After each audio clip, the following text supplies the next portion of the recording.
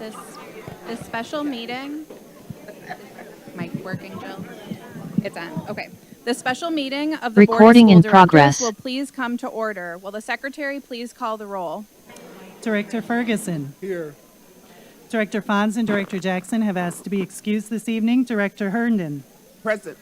Director O'Halloran. Here. Director Reza. Here. Director Seamson. Present. Director Vanoy. Present. And Chair Zomber. Present. We have a quorum. Will the secretary please read the call of the meeting? To the members of the Board of School Directors, at the request of President, a special meeting of the Milwaukee Board of School Directors is scheduled to take place in the auditorium of the Central Services Building, 5225 West Fleet Street, Milwaukee, Wisconsin, for consideration of the following items of business. Number one, action on a request to authorize steps and lanes increases for eligible staffing categories for FY27. Number two, information on healthcare coverage 2027 calendar year. Number three, action on a request to standardize principal employment contracts to a 12-month term. Item four, action on a request for approval of the accessing, redeployment, and retention strategy and timeline plan. Item five, work session and possible action on the board's committee structure. Item six, consideration of negotiation strategy with respect to base wage proposals exchanged with bargaining units. And item seven, consideration of and possible action on employment matters that require a closed session. The chair will ask the secretary to lead us in the Pledge of Allegiance. Those who wish to participate are invited to stand and join in the recitation. Those who do not wish to participate are asked to remain silent. I pledge allegiance to the flag of the United States of America and to the republic for which it stands, one nation, under God, indivisible, with liberty and justice for all. We acknowledge that Milwaukee lies on traditional Menominee, Potawatomi, and Ho-Chunk homeland along the southwest shores of Lake Michigan, part of North America's largest system of freshwater lakes. On this site, the Milwaukee, Menominee, and Kinnickinnic rivers meet, and the people of Wisconsin's Menominee, Ojibwe, Ho-Chunk, Oneida, and Mohican sovereign nations remain present to this day. At Milwaukee Public Schools, we proudly serve and uplift the brilliance, resilience, and potential of the Black children in our community. We recognize the historical and systemic challenges that impact their journeys, and we are committed to creating a nurturing and empowering environment that honors their identities, celebrates their culture, and provides equitable opportunities for success. The Milwaukee Board of Directors stands with our children, families, and community to build pathways for excellence, leadership, and lasting change. This meeting is being conducted in person from the Central Services Building and is broadcast on WYMS Radio 88.9 FM. The meeting may also be accessed via the MPS YouTube stream, a link to which may be found on the upcoming meetings page of the MPS website. The board will give a public hearing on items 1 through 5 of our agenda. If you wish to speak, please fill out a speaker slip and bring it to our secretary, Dr. Owen Moore. We will only take testimony on the item that is called. The board is aware that some members of the audience may wish to speak on the question of a COLA or cost of living adjustment increase for staff. The board is currently in negotiations with our bargaining units on that topic. In the spirit of bargaining in good faith, the board will not accept comments on COLA increases, and such comments will not be permitted. For the sake of fairness tonight, and to give everyone a chance to speak, the chair reserves the right to limit the time allowed to any one speaker. Disruptive or disrespectful behavior will not be permitted. If this occurs, the meeting may be paused, and those involved may be asked to step out so we can continue in a safe and productive manner. Thank you for helping us ensure a positive experience for everyone. And now, given that our focus this year is literacy, we have some help with the rest of our messages from one of our young readers, Kingsley, a 7th grader at Cooper Elementary. Welcome to tonight's committee meeting. The committee will accept public comments on tonight's agenda items. Speakers may only address the item for which they have registered. Questions from the public may not be answered during the public comment period. Following public comment, the committee will begin its discussion, and no additional comments will be accepted. When you are called upon to speak, please state your name and spell your last name for the record. Like this: Tanya Jacobs, Jacobs. Written testimony will also be accepted for transmittal to the board. Send this testimony to the Office of Board Governance, P.O. Box 2181, Milwaukee, Wisconsin 53201 2181, or email it to governance@milwaukeek12wisconsin.us. Just as a reminder, Robert's Rules of Order dictates that all comments, questions, or requests should be directed to the chair, who will determine the most efficient way to address them. Also, no one other than members of the board, designated staff, or those who have been invited to present or participate in items of business will be allowed on stage before, during, or after meetings of the board and its committees. Thank you, Kingsley, for being tonight's reader. If you have a child that would like to read for the board meeting, send us a message to governance@milwaukee.k12.wi.us. Now, let's begin. Madam Secretary, if there are no objections, I would like to take item 4 first. Would you announce that item, please? Madam Chair, item 4 is action on a request for approval of the accessing, redeployment, and retention strategy and timeline plan. The recommendation is that the board approve the accessing, redeployment, and retention strategy and timeline plan as attached. Thank you.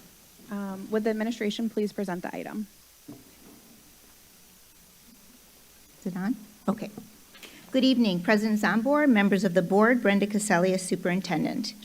Tonight we are presenting 4 specific budget proposals that help us advance our budget priorities. Those priorities are protecting classrooms, keeping schools safe, investing in achievement, and restoring fiscal health. Restoring fiscal health is essential, and having a balanced budget is mandated by state law. I've been raising this concern.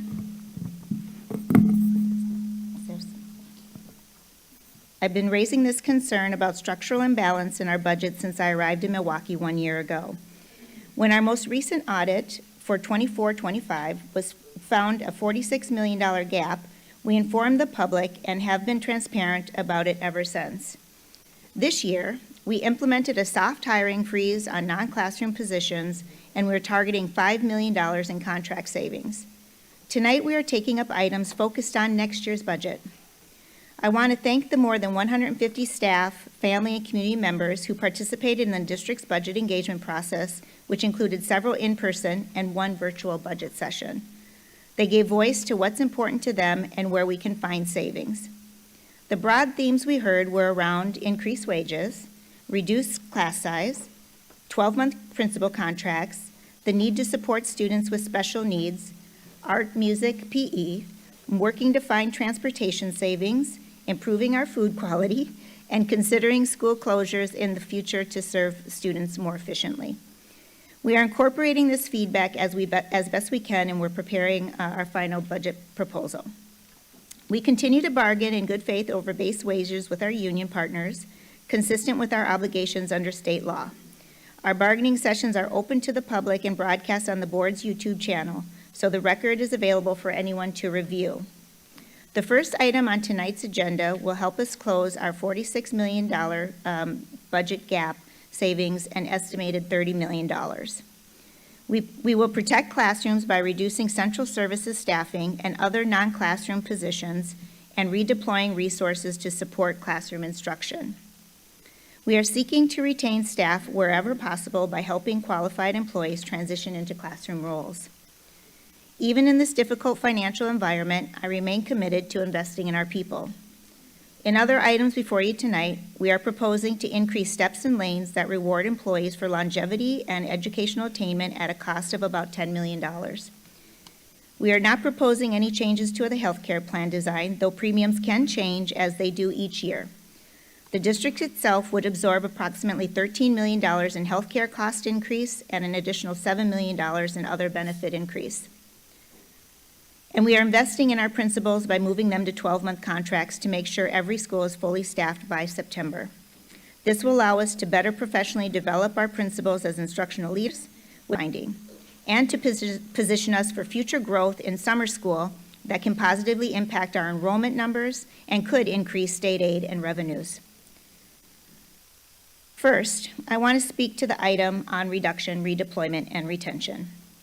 As I shared earlier, we are facing the reality of an external audit finalized in mid-January that found we had a negative fund balance of $46 million.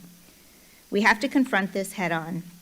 To live up to our priority of protecting classrooms, we are planning a reduction, redeployment, and retention strategy that reduces 263 positions and saves the district $30 million. As we have shared with all of our staff, all our families, the board, the public, these reductions are focused mostly on central services and non-classroom positions in schools. The plan does not reduce classroom teaching positions. I want to be sure that I am being very clear when I have said that additional strategies may be needed if savings are not achieved. I am describing a fiscal reality. I'm talking about the urgent fiscal situation we have before us and the multiple strategies that will be required on both the spending and the revenue side to close this deficit responsibly. Our strategies will and must protect classrooms and direct services to our students. As is the case any year, there may be fewer teaching positions where there is lower enrollment. All of our employees add value and support our students in schools, but with a $46 million gap, we have to make classrooms our priority. Research and benchmarking also tells us we are overstaffed at central services and in-school administration. Specifically, we asked for an audit from the Council of Great City Schools. It's an organization that specifically serves large urban districts with demographics comparable to ours, including similar poverty rates, special education populations, and ELL concentrations. They found that we have one central services employee for every 138 students, compared with one for every 166 students in other large urban districts and one for 198 students across Wisconsin. So I am reducing about 116 positions at central services, including positions on my senior team. We also have more school staff in non-classroom roles than the average Wisconsin school district based on data from the National Council of Educational Statistics. One area of reduction is in assistant principals. Past MPS practice has been uneven because schools with more resources were able to afford more APs than other schools. In other large urban districts in Wisconsin, where assistant principal to student ratios are typically closer to 1 to 500. Even with reductions, our plan looks to be better than that ratio, and we can still provide additional support where there is need. We also are reducing implementer and interventionist positions that are not classroom teachers. We are preparing a plan to provide this type of support in a different way. A future instructional facilitator role similar to the school support teacher position, otherwise known as SST, could be paid with state school improvement funds in schools with high need that I'd qualify for these funds, which is almost all of our schools. In addition, we are proposing a new district-wide student support and belonging team with dedicated staff for each of the following: Black and Latino male achievement, gender identity and inclusion, positive behavior intervention and supports, and restorative practices. Some of these are areas that had been expanded in prior years using federal COVID-19 relief funds, and the funds are no longer available to support the increased number of coaching positions. The past strategy paired coaches with specific schools they supported. We will work with the team to design district-wide professional development, implementation, and monitoring of school-based strategies to support students so every school and every student is supported. It will include existing school-based counselors, social workers, psychologists, nurses, and other resources who already work as a team to address academics, behavior, culturally relevant, and social-emotional supports to students. They're already kind of working as what we call BIT teams. In addition to protecting classroom teachers, the plan does not reduce other direct student-facing roles like counselors, nurses, social workers, and psychologists. And we are protecting special education services as well. There are some very limited exceptions for areas where we have fewer students with a particular need and therefore need 1 or 2 fewer teachers. As you know, we are undergoing a special education audit that I requested, and these savings will also put us in a stronger position to make special education investments based on the results. As we continue to share, we unfortunately do not have a steady stream of future revenue. The state has not provided inflationary increases in general aid for nearly 2 decades.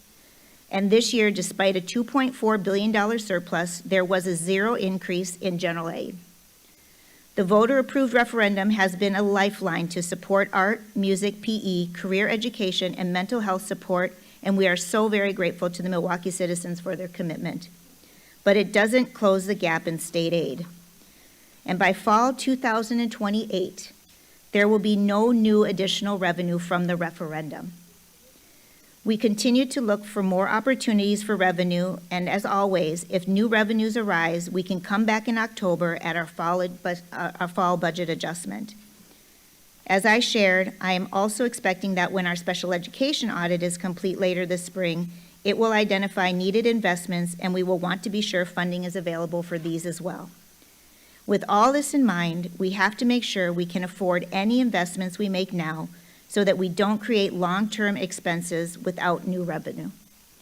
As you know, this board is required by law to pass a structurally balanced budget, and I am committed to presenting you a budget that does just that, in concert with our priorities. These decisions are tremendously difficult. I understand the gravity of them. Our decisions impact real people and their families. Our Chief of HR has laid out an aggressive timeline so we can be in the best position and a competitive position to retain as many valued staff as we possibly can, and to bring in new staff so we can achieve our goal of a licensed teacher in every single classroom. We will follow the handbook process and ask for volunteers first, and use seniority where reductions occur. We made sure that this timeline provided notification in time for Cycle A, which was agreed upon with the MTA, so they can seek new roles in the district. This plan is hard, but it protects classrooms in keeping with the value we all agreed on, a value I consistently heard in my conversations with families, staff, and community members throughout the last year. Thank you, and I'm open to your questions. Thank you. Madam Secretary, do we have any members of the public who wish to speak on this item? Okay, I'm going to go to speaker slips. Jill, my And then- mic is still on. Sorry, we have a few of our microphones, our regular microphones are broken, so we're working with some alternative technology. So bear with us when we turn them on and off. It might take a minute. And then just so everyone knows, speakers will have 2.5 minutes. The light should be working so that when you have 30 minutes left, the yellow light will pop up. 30 seconds left. We'll be here really long if we do that. 30 seconds left, the yellow light will pop up. And then when it hits red, the microphone will shut off because we want to make sure everyone has time to speak tonight. So first up is Amanda I should know this. Amanda from Fratney. Then Sarah Cruz, Melinda Gladney. And if you could say your name, spell your last name for the record, and then you may begin. Amanda Sepinen, Seppanen. I wanted to speak on this item in part because I attended the community budget meeting just a few days ago, and I'm concerned that one of the things that wasn't discussed was all of these cuts, especially to like the APs and the student-facing positions. So one of the pieces that when families and communities are asking for cuts at central office, no one means assistant principals. That's not what we're asking for. I also want you to know that I'm a member of the School Engagement Council at Fratney. We have now canceled our meeting 3 times to approve the budget because the principal isn't authorized to share the budget details with us. And so while you want the community feedback and you're hosting community sessions, we're giving feedback on a draft that doesn't exist to us, that we can't see, and there is no timeline for us to see it. At the same time, it seems that it takes only 72 hours to lay off folks, right? So part of what I want you to know is that I'm an educator, I'm a parent. I have defended this district in days that it has been difficult to do so. I have. Right? I've gone and I've explained to parents the difference between a referendum and poor paperwork with your finances. I've explained that. I've hosted legislative panels at Fratney so people can learn about state funding. I've hosted school-wide food drives because our kids shouldn't be hungry just because it's spring break. So I care about my child, but I care more about the thousands of kids across the district, and I'm fearful that you're headed to making the same mistake you did last year when you fired a bunch of people and then you asked them to reapply and hired back some of them. Right? And so we really want to make sure that you understand from a parent's perspective, the centralized budget, I would much rather have my kid's principal decide what happens with the money and the resources. I don't need someone at district office deciding that because my kid's principal knows best what. Thank you. Up next, we have Sarah Cruz. Sarah Cruz and then Melinda Gladney.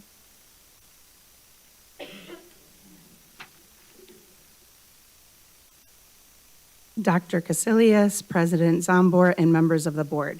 My name is Sarah Cruz, C-R-U-Z. I am a proud Milwaukee Public Schools principal. I began working in the district 27 years ago as an 18-year-old college student working as a paraprofessional. I've worked as a bilingual teacher, school support teacher, assistant principal, and now as a principal. I am also the parent of 4 MPS students. I am here today with a simple request: include principals in decisions about our schools. I understand the financial challenges facing Milwaukee Public Schools. I know difficult cuts have to be made. Eliminating assistant principal positions and interventionists without principal input is a very risky decision for our schools. Across the country, principal turnover is already extremely high. The average principal stays about 4 years. About 35% of principals leave their schools within 2 years, and more than half leave within 3 years. 2 of the main reasons are stress and lack of decision-making authority. I understand why. In my first few years as a principal, I was responsible for a school of more than 450 students without an assistant principal. I had no other staff members supporting me out of the classroom. I managed 22 buses, discipline, instruction, EE work, family concerns, compliance responsibilities alone. And it was simply unsustainable, and I thought about quitting many, many, many times. But as you can tell, I'm very invested in the district. When school support positions were removed, the pressure increased even more. Every principal has to have at least one, as a bare minimum, qualified adult, qualified, highly trained adult to support with student behavior and or instructional needs. Assistant principals do both. Effective assistant principals, like the one we have in our building, works with behavior, works with instruction. Assistant principals are. Thank you.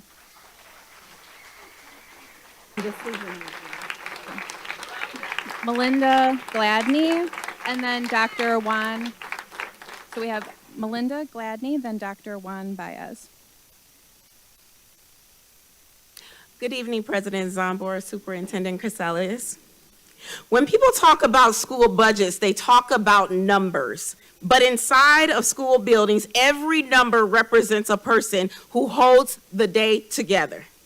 And tonight, we're discussing cuts to the very people who help hold the culture and climate of our schools together every single day. Picture a classroom where a student is overwhelmed, desks are starting to be flipped and moved, the teacher is trying to keep 30 other students learning at the same time. Within minutes, a dean of students or assistant principal steps in, de-escalates the situation, and the class continues. When these roles exist, Problems get solved quickly and learning continues. Moments like that happen in our schools every single day. It happened today. Implementers, dean of students, and assistant principals manage behavior systems. They respond to crises, they support teachers, and they build relationships with students and families before problems escalate. These roles are not extras. They are part of the leadership infrastructure that allows schools to function. When these positions disappear, the needs they address do not disappear with them. The work, they simply moves somewhere else, and most often to these principals and all of us represented here today. Principals are already expected to be instructional leaders, coaching teachers, improving curriculums, driving academic improvement, while also managing safety, staffing, operations, and community relationships. When we reduce leadership in schools, we don't reduce the work. We just reduce the support for the people who are doing it. I understand the district faces a $46 million deficit, and these are difficult decisions. But if we remove the people who help hold the culture of our schools together, we shouldn't be surprised when the culture begins to fall apart. Thank you. We have up next Dr. Juan Baez, and then Elizabeth Kosmak and Joanna Rosado. Juan Baez, B-A-E-Z. Good evening, President Zambor, members of the board, Dr. Casillas. My name is Dr. Juan Baez, and I serve as the president of the ASC and also serve as principal at Milwaukee School of Languages. Dr. Casillas has promised principals that we would be given what we need to run our schools effectively. Today, I want to speak about the very real impact that cutting assistant principals and dean of students will have on our schools, our staff, and most importantly, our students. First, we must talk about student safety and school climate. Deans and assistant principals are critical to maintain safe and orderly schools. They're often the first responders to behavior incidents, conflicts, and safety concerns, allowing classrooms to continue learning with minimal disruption.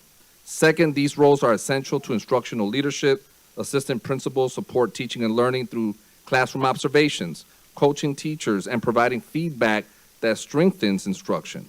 Without adequate leadership teams, principals are forced to spend more time on operational and disciplinary matters rather than on improving instruction.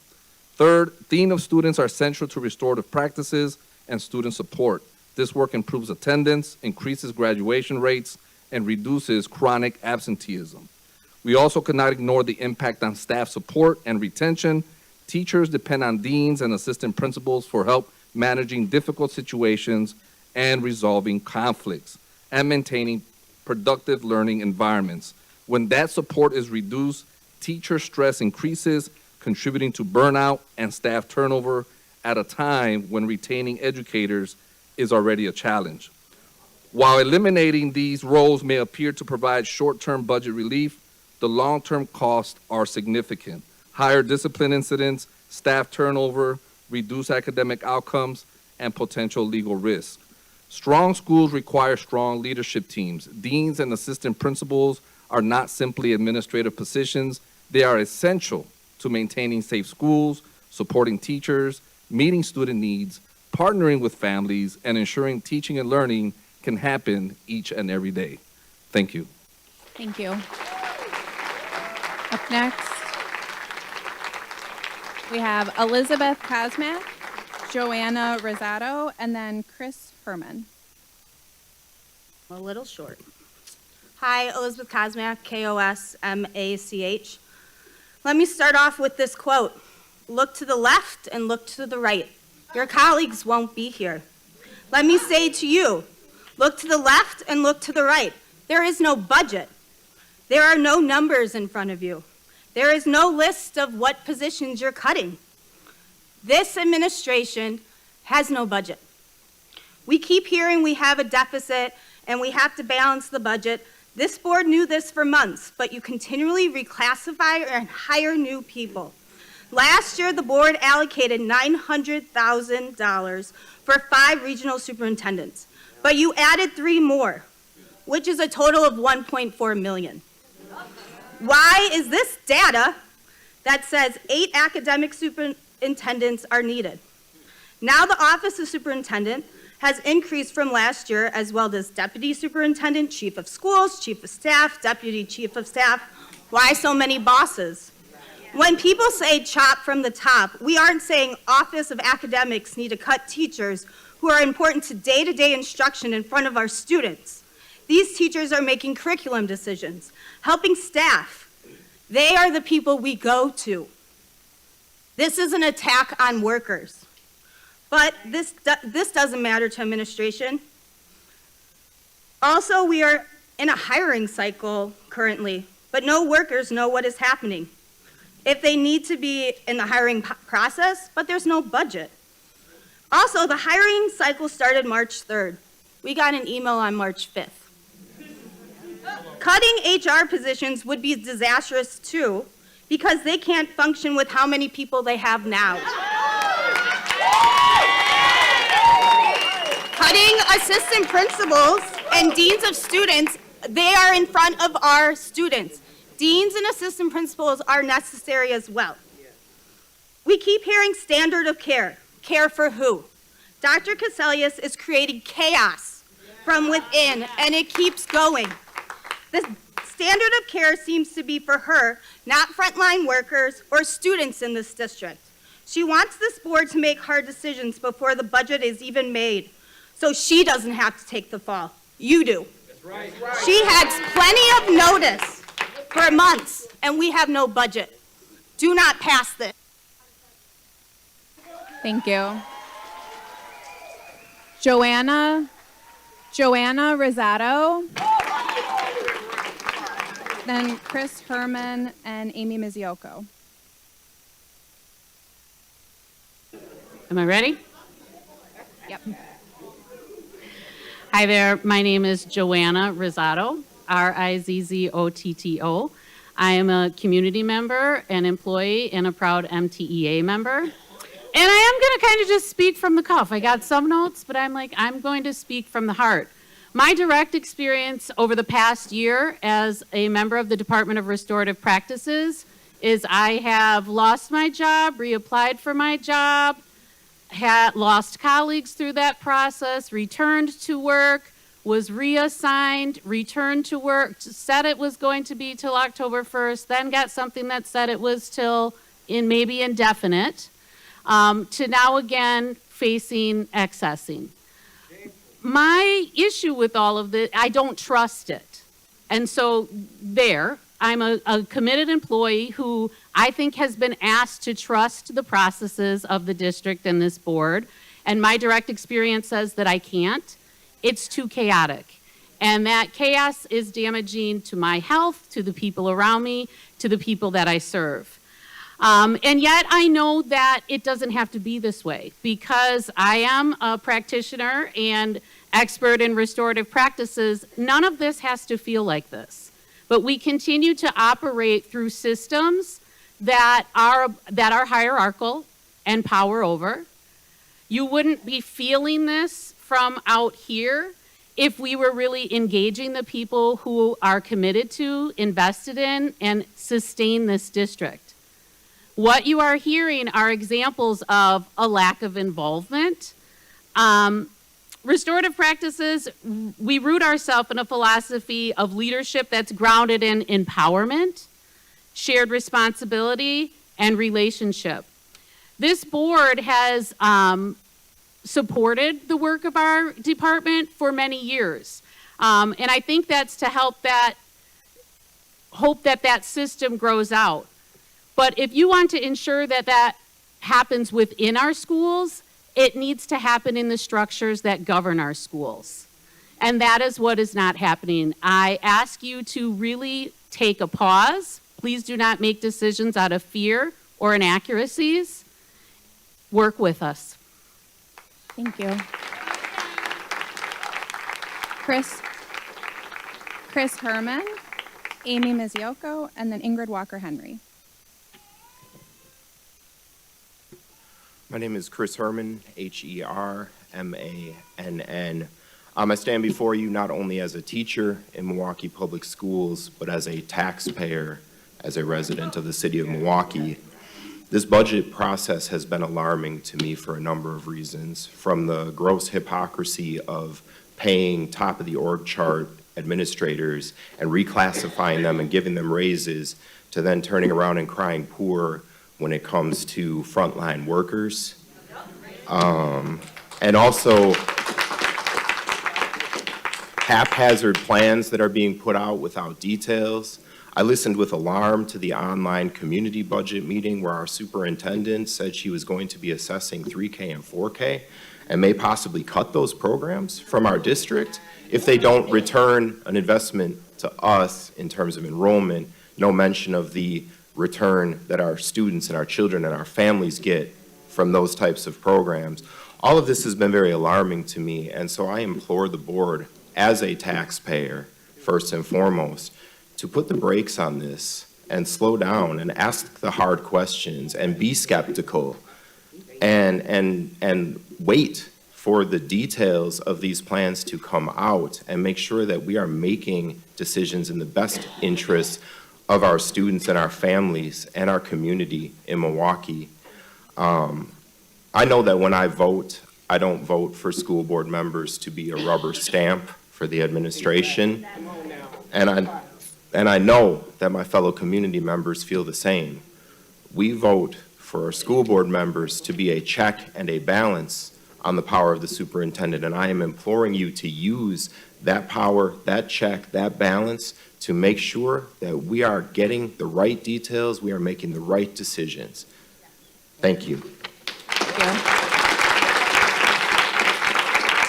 Amy Mizioko, and then Ingrid Walker-Henry, and after Ms. Walker-Henry, Mariah Weingrad.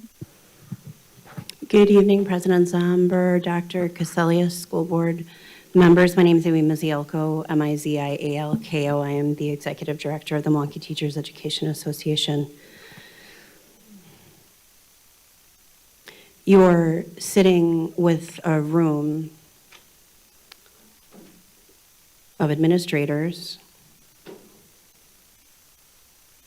and MTEA members, the people on the ground in classrooms and schools every day, charged with finding the best possible operational and educational opportunity for all of our students. It should alarm you that you're sitting with an auditorium full of MTEA and ASC here together. You received a letter, a joint letter of urgent concern from ASC and MTEA on Friday night. The administration has made no attempt to meet and confer with MTEA on this access strategy and timeline. We have many questions, including the guiding principles. Staff retention is not listed as a guiding principle. How is that possible? How can it be that staff retention is not listed as a guiding principle? Retaining every single worker that MPS has is fundamental to our ability to operate schools for children next year.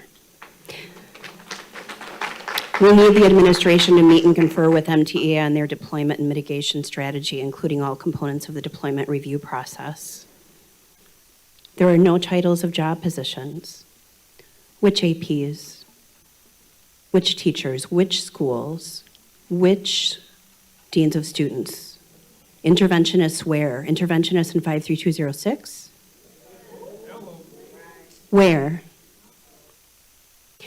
MTEA is asking the board to not give the superintendent unchecked power to withhold this critical information from them, the public, and the workers. The board, public, and workers must see the line-by-line job positions that are proposed to be cut. The administration not providing that simple information transparently and upfront further fuels a toxic work culture in the Milwaukee Public Schools. Why would the administration be driving workers with teachers' licenses to retire when we need every single teacher that we have tonight to stay with us Thank you. next year? And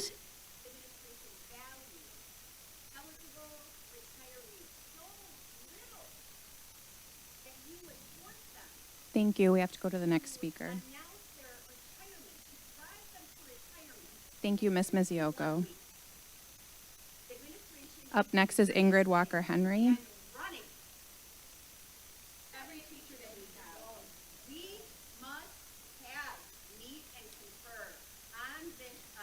Ms. Mizioko, we have to go to Ingrid Walker Henry.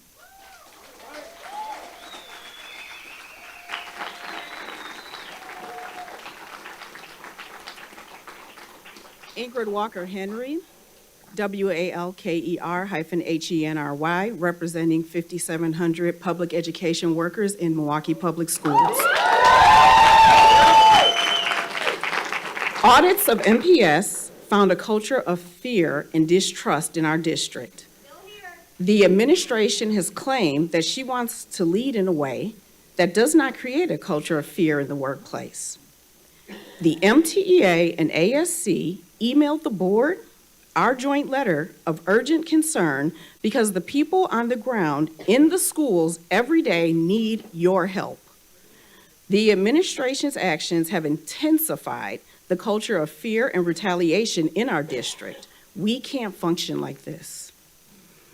ASC and MTEA asked the board to ensure that administration meet and confer with MTEA and ASC to provide clear and complete information on school budgets and to share the final version of the superintendent's standard of care document with all school board members and the MTEA and the ASC and the public. Critical basic information is being withheld from the board, MTEA, ASC, and the public. The standard of care document that the superintendent is using as her blueprint to make budgeting and operation decisions must be shared. The line-by-line list of all the administration's proposed cuts with job positions and titles must be shared. The board should not be rushed to vote without all of the information needed to make a fully informed, responsible decision. Votes that affect the students and workers that are there in your buildings every single day. The board has been put in an unthinkable position. When the administration refuses to share job positions publicly, but invites individual board members to come to her office and quietly look at a hard copy, is alarming, and it should give everyone great pause.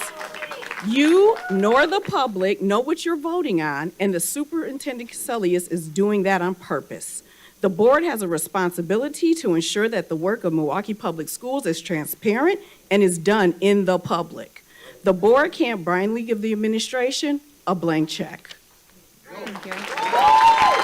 Next, we have Mariah Weingrad, and then Stanley Shelton. Mariah Weingrad, and then Stanley Shelton.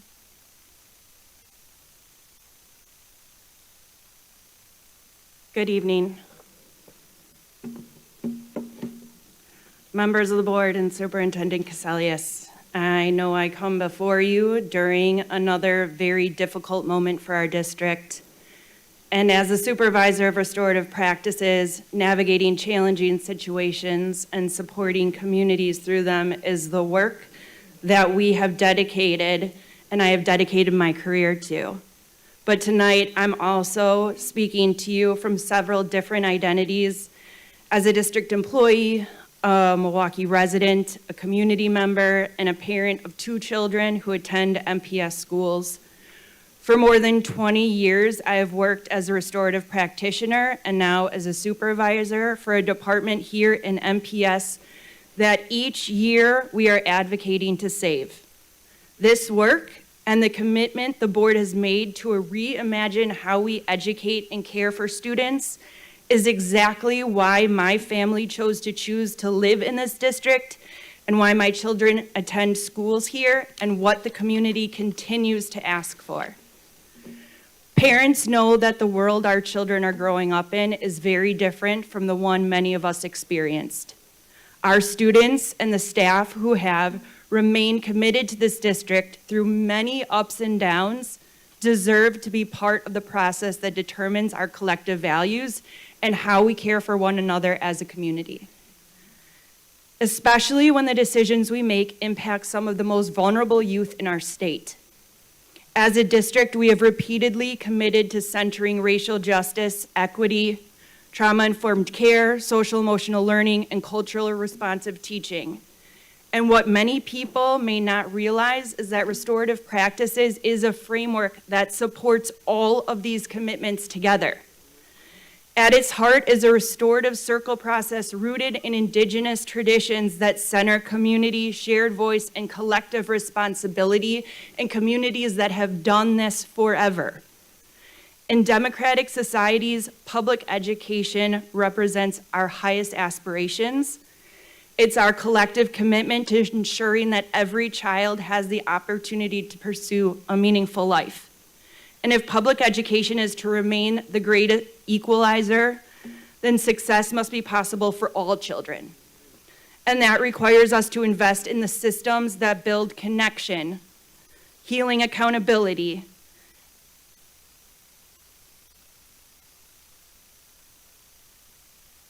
Thank you.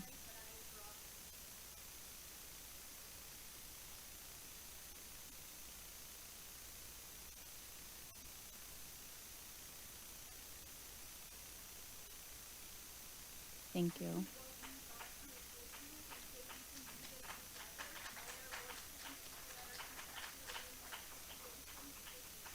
Thank you.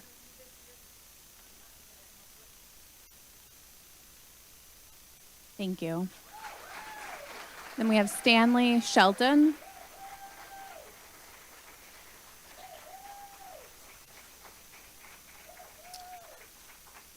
Madam Secretary, we didn't have any virtual speakers tonight, right? You do have one. Okay, so we'll do Stanley Shelton and then we'll go to our virtual speakers.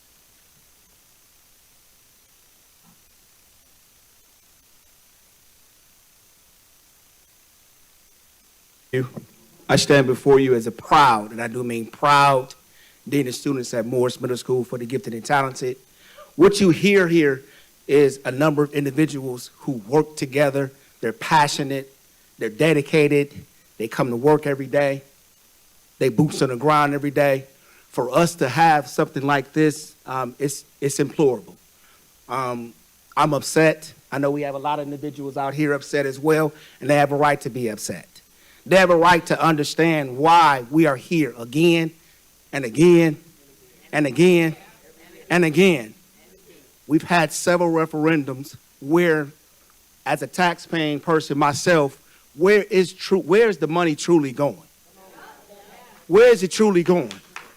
Is it really going to the families, to the children, to the classrooms? Is it really going to the hardworking people who are here in this building, in this auditorium right now?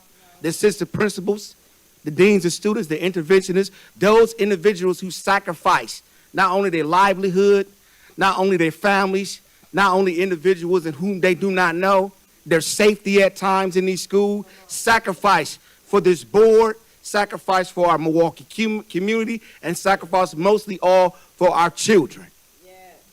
So I know we all have children here. Think about you taking assistant principals, deans of students, interventionists, individuals who are here to consistently, and I do mean consistently, help these individuals become who they are. Success stories here and there. There's a number of individuals that are back here who are behind me, who have numbers of success stories for children who have lost their way, but because of relationships, but because of we didn't give up on them and they didn't give up on us. We have to look at this as an issue consistently. But I want to leave you with this very quickly. Look behind you. There's no you without us. There is no you without us. We talk about family. We talk about family. But family, When we have a disagreement, we come together for the sacrifice of who? Our community. Thank you for your time. Thank you. We do have one more speaker slip for someone present in the room, Sarah Ray, and then we'll go to the online speaker.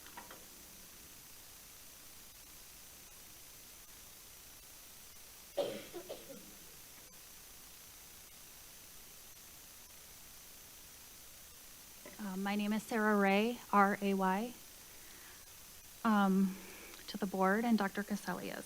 I have taught for MPS for 24 years. I started as a regular ed teacher. After being accessed 3 times, I became a special education teacher.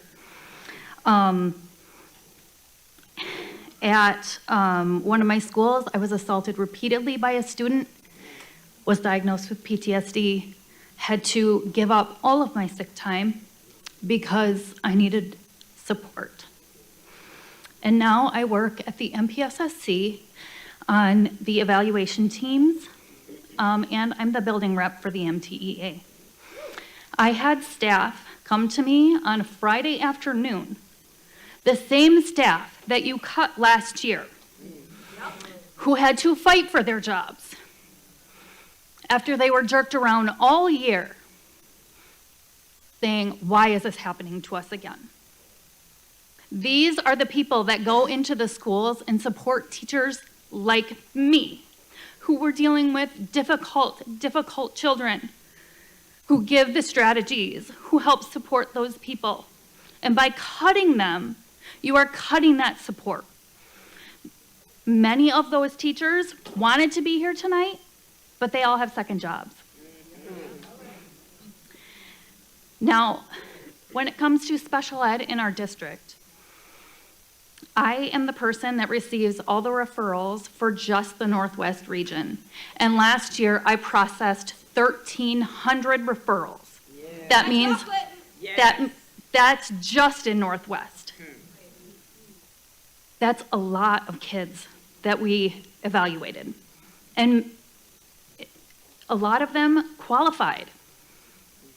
The schools they're stacked with special education students, difficult students, like students that I worked with when I was in the classroom.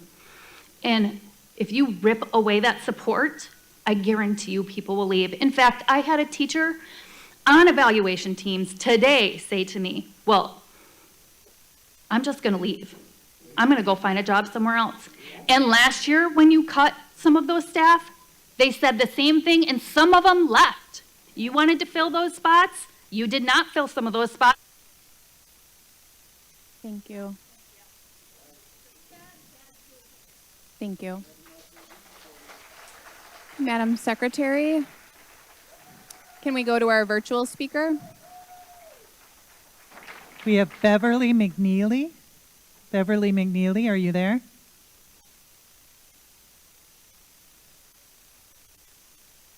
Beverly McNeely, are you on the virtual call? I'm guessing that she's not there. Okay. Thank you for checking. Okay, before we go back to committee members, would the administration like to make any additional comments? And then we'll open it up for committee member comments or questions. Great, thank you. Thank you. And thank you to our speakers and for all that you do for our students every single day. It's incredibly important for us to hear from our talented and compassionate teachers and educators and principals and assistant principals and deans. This is a very challenging situation that we are in, having to cut $46 million. Typically in the district, the superintendent doesn't bring a budget until May, and schools are carried forward what they had last year. And for year after year, school principals have gotten budgets based on what they got last year and what they got the year before.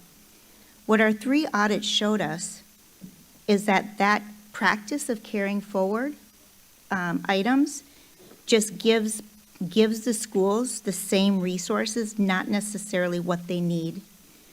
So I understand the anxiety, but we've had a timeline that has offered more transparency to the public earlier in the process, and we're at the process right now in the timeline as planned, which is give principals supplemental budgets because we have to cut 46 million at minimum. Give principals their budgets. We did that on February 20th. That was on our timeline. Give them time to look at that budget and provide feedback and work with our budget analysts and their academic soups to look at what they would need beyond class size in the classroom. After we know that we have met with every single one of those principals, they know they're building the best. We didn't want them to share that with parent councils and all through the staff because we didn't want to overpromise, because we didn't know what everybody else needed equitably across the district. So we didn't know if one school was overstaffed compared to another school. So the budget analysts have met with the principals now. I think we have somewhere about 10 to 16 schools still left. They're supposed to be done in the next 2 days. As soon as they are finished, we have explained to principals that they will get supplemental budgets. This is just the preliminary budget with their centralized staff and their class size. The supplemental budgets will now come out after we pass the reductions. I will know then that there is $30 million in which then to realize the savings for the $46 million within the budget. Once we have that, I can then send out their AP allocations and any other allocations that they would need for programming based on their stand-up requests. We do that every year. But the stand-up requests will come over the next 2 weeks. One minute. Can people in the audience, it's getting difficult to hear. Can people let the superintendent speak so that we can hear the timeline?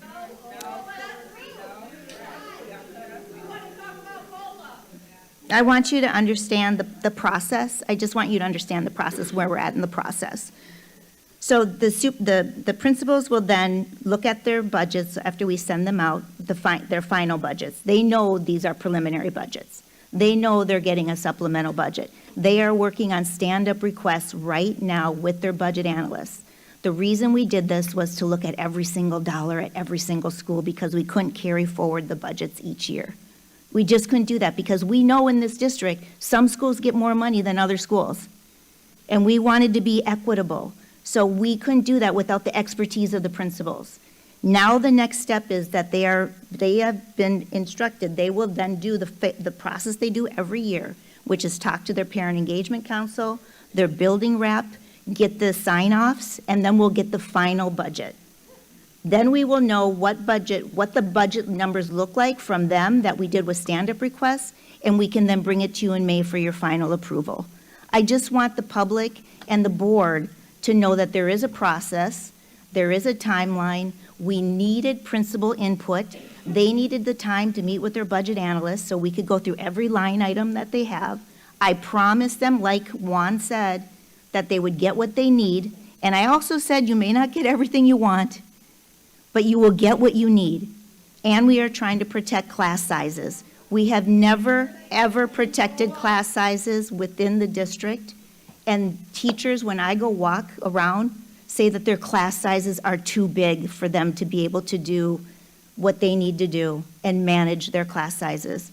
I am trying to answer the number one thing I heard from teachers, which is manage class sizes better, superintendent. Thank you. Thank you. Okay. Do committee members wish to make comments or ask questions? Committee members?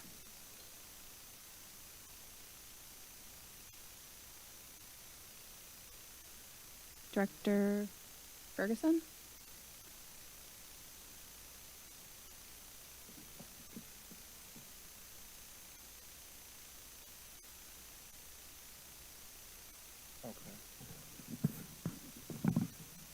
Thank you. I have a question for administration. Concerning the cuts, can you describe the process of how you came to that place, and what the engagement was like for your principals? Administration? Thank you. In about November, I've been talking about this $100 million because of the vacancy adjustment. And we all know that we have a $75 million vacancy adjustment, and I knew that that wasn't a good way to have a structurally sound budget. And so I went to my staff and I said, we are going to have to manage this vacancy adjustment. We received $22 million in special ed. We didn't spend that last fall and put that toward the vacancy adjustment, making it $53 million instead of $75 million. And it became evident to me that we were going to be able to make cuts. So I asked my team to go back and look at what would a 10% cut across the board look like within your areas. And where could we do that based on not touching classroom teachers? We needed to make sure that we were able to fund our classrooms and not address athletics or co-curricular activities for students, psychologists, counselors, social workers, nurses, anything that gives direct services to students, protect all of that. So anything else that is in our purview to cut. They came back with lists, and then they all worked together to whittle that down. And we took a lot of time. Then when we found out we had the $46 million deficit, the exercise got even more serious and looking at those cuts. We put together looking at class sizes that we had before, looking at recommended class sizes for regional and what our normal Council of Great City Schools had in the large urbans, and tried to figure out what we could do. Then we determined that principals needed to just tell us what they needed in their schools based on what they knew in their schools and their class sizes, and they worked with their academic superintendents who were trained in budgets.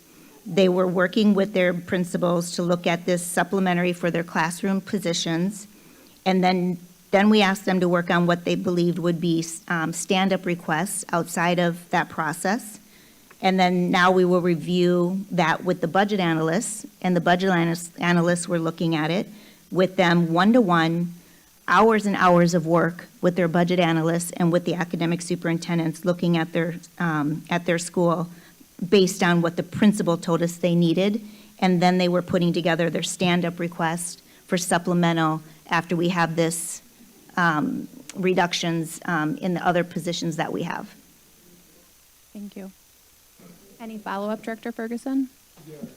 At any point, did you engage the principals when it came to the cuts that you were anticipating for their schools? Their specific schools, the budget analysts have been working with their specific schools on what they actually need in their school. And then they'll work on their stand-up requests.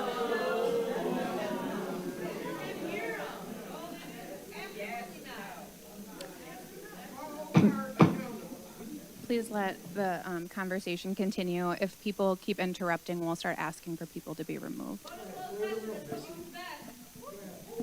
Okay, administration? I don't know if Nick Simram wants to speak to the budget analyst meetings and what's been happening with principals with their budget analysts in particular, and looking at their classroom positions, as well as any other stand-up requests that they're making and where we're at with that progress with schools. Good evening, Nick Sinneram, Budget Director. I'd be happy to speak to that. So every year, our analysts meet with their assigned principals, and they meet one-on-one to go through first the regular education classroom FTEs, as well as special ed and other historically centrally funded aspects of their school budgets. So they work through class sizes, as well as take the principals' advice on their unique school culture and environment in order to make their requests up through their academic superintendent. So our budget analysts for the district have been working many hours with principals one-on-one in order to gain their feedback and filter it through to assess each principal stand-up request. Jill? Yeah, Director Ferguson, we also surveyed the principals and asked them for a survey so we could gather that information as well. We have about 60% of those surveys back. Some still are, I think we have 10 or 16 schools that are still going through with their budget analysts. But remember now, this is just their preliminary budget. Then we'll give them their supplementary budget, and then they'll work with their parent councils and they'll work with their building rep to finish their budgets before final budgets are done. And that work should be done before, I think it's March 24th. So over the next 2 weeks is the timeline that we gave for them to meet with their school teams to finalize their budgets so that then we'll be ready for cycle A. Thank you. I realize it's a shorter period of time in this 2-week window to look at your budgets, but we think that principals have a good handle on their budget now from their budget analysts. They'll be able to go back to their schools with their supplementary budgets. They'll be able to put their stand-up requests together.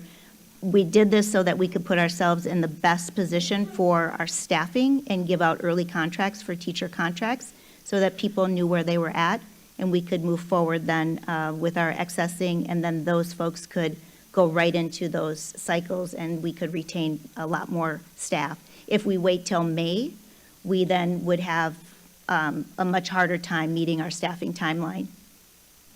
Thank you. Any other follow-up?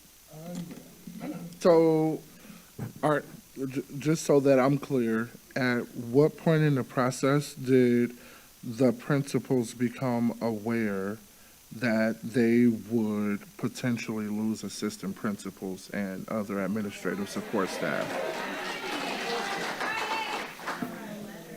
So, yes, that was Friday that we put out on the reductions. Many of our principals are overstaffed with assistant principals, so they actually don't know right now if they're going to lose their assistant principal or not. We are going to be putting out the ratio for our assistant principals to our principals after we take this vote. We could not tell them exactly if they are losing an assistant principal, one, because we have to ask for volunteers first, two, we have to go by seniority, and three, we have to be able to account for the funding for those positions. And so we know that there are some schools that are overstaffed, and we are planning right now to staff our assistant principals at 1 to 350. I won't be able to do that if I don't have enough in reductions and other matters in terms of the other investments we're making to be able to make those commitments. It's very hard because the money is very tight because of the $46 million deficit. And so I just want you to understand how challenging it is to balance all of these requests. And so there's been a lot of thought that's gone into it. And we will work with our principals to make sure that they have whatever needs that they have at their school, particularly to cover and to have another trusted adult that they work with at the school. Thank you. Any Yeah. follow-up? Okay. So just so that I'm clear, the principals had no engagement on the fact that they'd be losing their assistant principal? Gratian? Director Ferguson, the first phase, as I've described, was on classroom positions only. So we were looking at classroom positions, and we were looking at putting out our centralized positions to them first to protect the classroom. Everything else is supplemental that we were putting out. And so that is when they were supposed to learn about it, and that is following the timeline that we had, was to give them things that are supplemental. For instance, if you have a school that has 800 students in it and 4 assistant principals, that is obviously a school that is overstaffed. According to the standards that are regionally acceptable at 1 to 500, and they may have bought additional help with a carry-forward budget. And so what we are saying is that during a stand-up request, if a principal thinks that they can afford or if there is available funding, or if there is an equitable need for that assistant principal, that fourth assistant principal, then we would provide it if in fact we could balance that with other needs of the other 139 schools. Follow up? You're good? Go ahead. Okay. Can I pass the gavel shortly and then, okay. So, yeah. Thank you. So I know we heard some questions about the school engagement councils wanting to have more discussions. I'm also really mindful of delaying decisions doesn't necessarily stop cuts. We're going to have to make cuts, but we want to be mindful of the process. So I want to put a motion on the floor for discussion to approve the accessing, redeployment, and retention strategy put forth by the administration with the following requirement. That the administration must provide to our union partners the standard of care used in preparing school budgets and the process for stand-up and supplemental budgets. This would allow for discussion with building representatives and school engagement councils over the next 2 weeks, and final school budget approval prior to the start of Cycle A staffing process on Monday, March 24th. And this would have to be provided no later than this Friday, March 13th. I'll take the gavel back. And I'll give it, yeah, we need a second for discussion. Director O'Halloran. I'll second. Okay. And then do committee members have questions or wish to make comments? You want the text of it? Okay. Director Vanoy.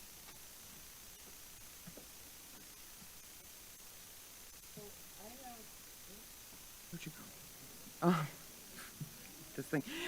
All right, so I have a question. So if the 263 is 10% of your staff, and you asked, it is not 10%? I thought you said it was 10%.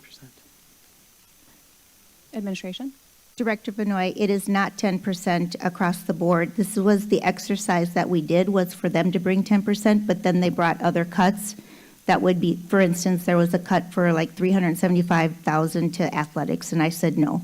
And so they looked at all of the different budgets that they had to cut 10%, and then we looked at what were the direct services to the classroom, what were the direct services to the students, and what were the direct, what were like after-school programming, that sort of thing.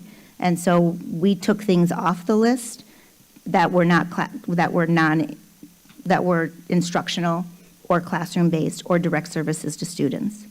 So the 263 is not 10% of each department? Okay. No, So- 10% cut would bring us up to about $160 million worth of, across the board in the entire district. I of meant cuts. just, you said the departments at central office, that was my understanding. Right, I asked all of my chiefs, that included the chief of schools as well, that included all of the chiefs to be able to look at a 10% cut and what would that look like. Okay. That did not impact classrooms or direct support to students. Okay, so that's my concern. So a lot of this looks like support to classrooms to me. So I'm curious, so these numbers aren't 10% of everybody at Central, so who came up with these then, if it wasn't your chiefs? No, it was the chiefs, it was the cabinet. The cabinet came together and looked at all of these cuts and looked at all of these positions and looked at positions that could be cut. Most of them are centrally based positions, and some of the centrally based positions could go and support schools, of course. Mm-hmm. But they're not classroom positions, classroom teacher positions.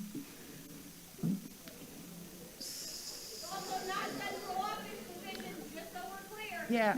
It is central office positions as well. Director Vanoy. Yeah, sorry. Sorry, it's very distracted. Yeah, if we can keep Um, the. So how many? Actually, I'm going to ask for the woman that keeps yelling to please be removed. We've already asked people to stop yelling so we can continue the meeting. The safety assistants will come and help you escort. You can finish watching the meeting. You can finish watching the meeting online.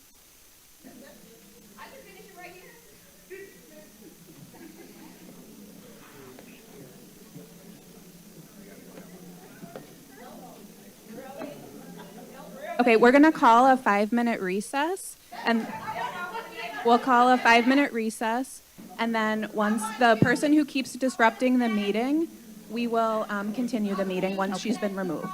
Thank you.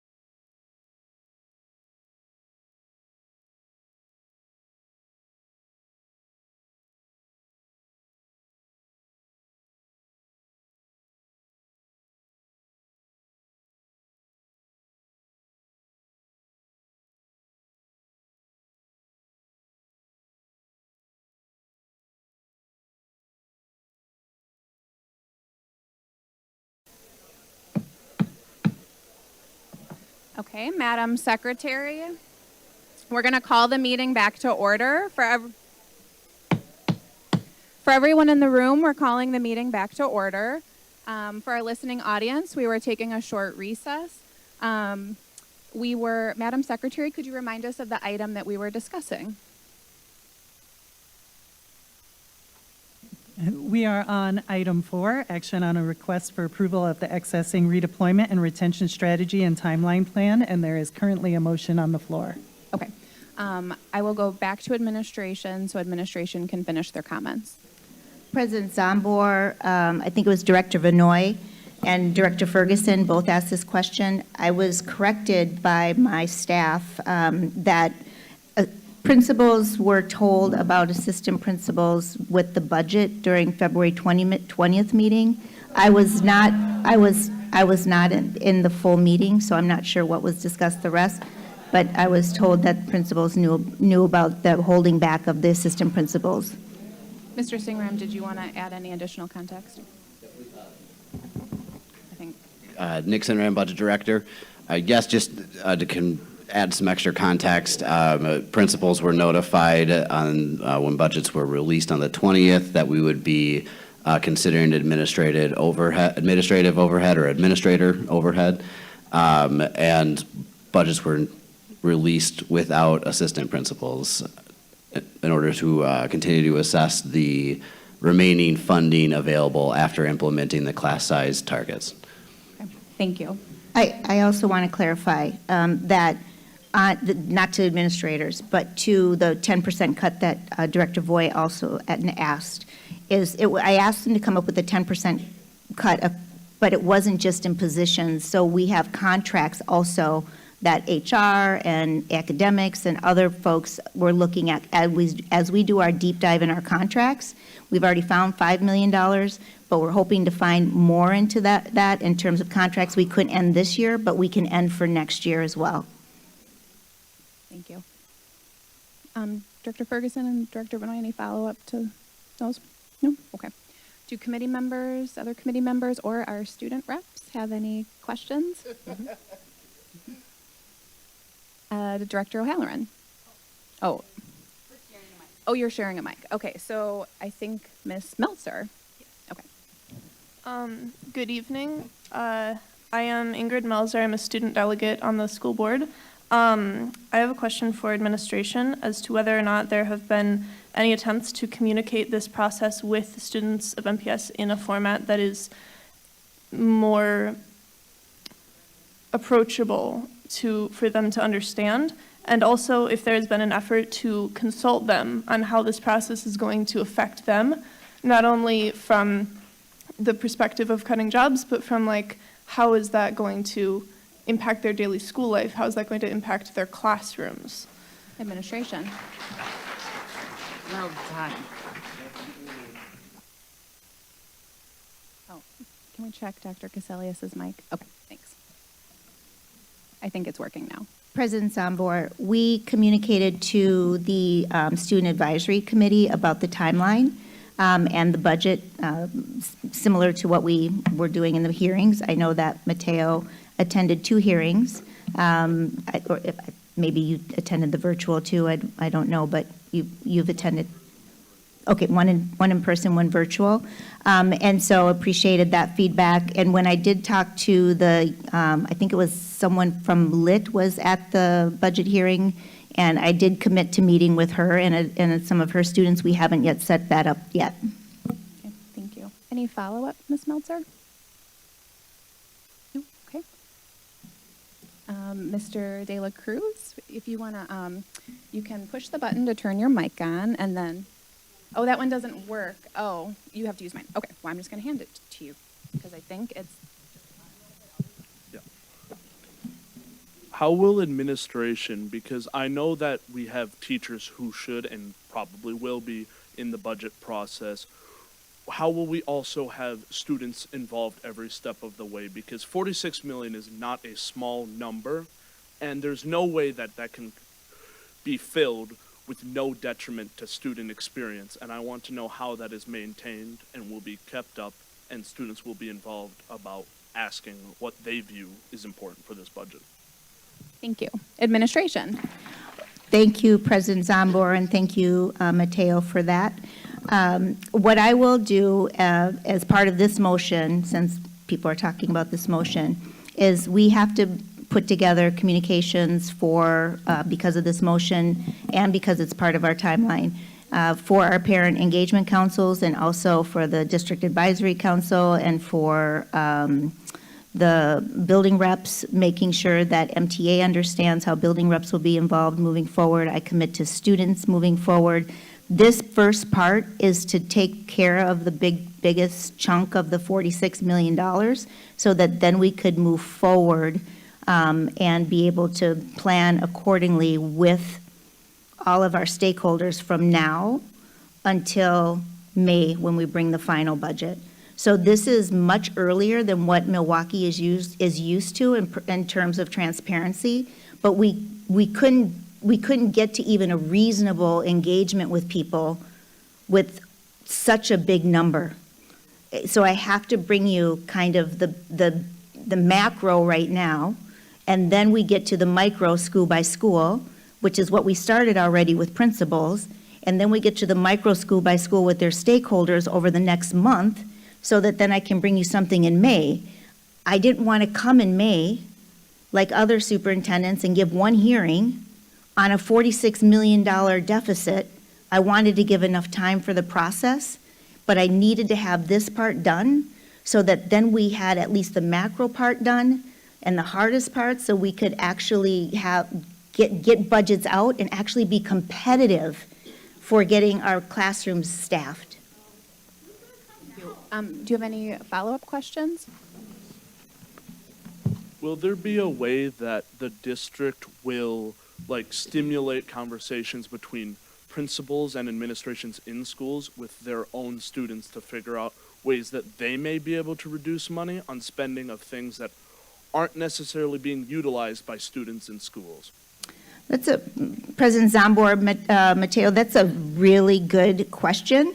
And I think that I would love to work with the Student Advisory Council to help me design ways that we could go back into our schools and have our students. I don't know if students, just because I don't know this level of detail just yet, still new, on parent engagement councils, and if students attend those meetings, and if that's a vehicle for students, or if you're thinking student councils within schools. And of course, not at all our elementary schools do they have student councils, I would suspect. So we'd have to try to figure out what that looked like at elementary level, at middle level, and high school. So if you want to bring that back and bring recommendations for that process right away, I would be glad to support that and then work with the ASC on how that could happen. Any additional follow-up, Mr. De La Cruz? No, that is all. Okay, thank you. Do other committee members have questions? I see Director O'Halloran.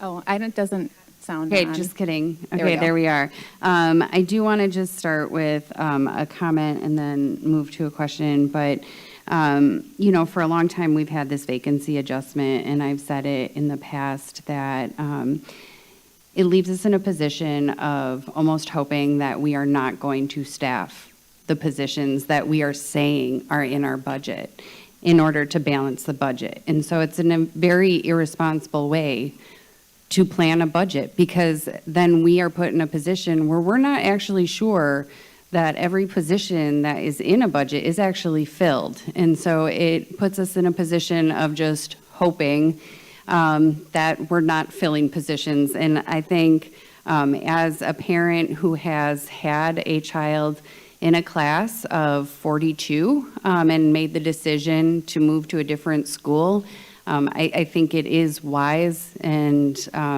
in line with a lot of parent expectations that we do try to reduce class sizes in order that every student gets the attention that they need, whether they need additional support in order to be on grade level, or if their kid is ahead and they want to be pushed further. You just don't get the attention that you need in a classroom that is, I actually would have been 45. So I want to just thank you for that. My question is kind of around how are we going to evaluate the effectiveness of these decisions? Like, we can look at the budget and say, yep, met the goal, but that doesn't really give us a condition report of how these decisions are then impacting the classroom or the school kind of culture and climate. And so is that baked into this process longer term, that we're going to be monitoring what the what those impacts are beyond just the budget? Administration? Sorry, we have some issues with the mic, so Jill has to have a little extra control on them for us. President Zombor, Director O'Halloran, very good questions, and thank you for your comments. We can definitely work with our Director of Assessment and look at evaluation. They do climate surveys each year. I mean, certainly that could be one. Obviously, academic achievement, behavior, attendance data, parent opinions. You might have seen we have these customer service QR codes. There's just a lot of ways for us to look at it, but I can certainly put together a proposal for what that would look like, to look at perception surveys and climate surveys and that sort of thing, and report back in the fall if you'd like. Any follow-up? It's not on. Now my mic's on. Yes, I would very much like that. And then I did have a question, and I asked you earlier, but I just wanted to bring it to the, to the discussion tonight. So with some of the positions around the, the name implementer, I was just curious around some of the specialized programming, whether it's, IB or something like that. Is there a process to ensure that we continue to meet the fidelity of the programming, especially for the programs that seem to attract a lot of students? I don't want that to be, thrown out in the bathwater, so to speak. Administration? President Zombor, Director O'Halloran, I have found that we have differing names for many different things in the schools. So you see IB coordinator, for instance, and you might have an implementer at another building, but what's unknown is what that person's actual job duties are day to day, which is why we need the principals to tell us what they are, because we don't have them in our systems all equitably kind of standardized, that one IB coordinator is here and another IB coordinator. It might be called a interventionist, and the interventionist is doing the IB work, the implementer is doing the IB work, or you might have this career pathways person, or you might have a paraprofessional doing it. So Mr. Maniscalco is working on position control, and he's working on names and titles and job descriptions, and it's just another area within the district that we have to clean up so that we can absolutely assess equity within the district and make sure that schools are getting what they need within their programming. So yes, we do want to make sure that there's fidelity of our Montessori programs, our immersion programs, our bilingual programs, our IB programs. They are stars of all of Wisconsin and nationally. And so we want to make sure that those supports are still there. Thank you. Any additional follow-up? Okay. Do other committee members have questions, comments? Director Herndon. Thank you, Madam Chair. We're going to have Jill. Get, It it should. Let's make sure it's on. Try it again. Turn it on. Just speak it. Turn mine off, maybe. Now it works. Hers is on. Oh, now mine came on. There we Thank go. you.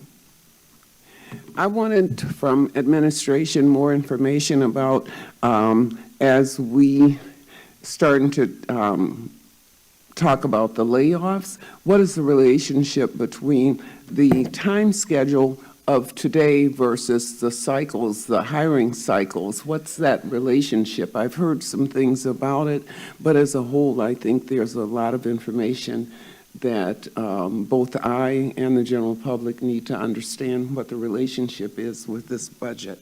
Administration. Good evening. President Zombor, I'm going to let Chief Maniscalco talk a little bit about the staffing timeline, and just keep in mind the budget timeline as well as how that relates. Thank you. Thank you, Dr.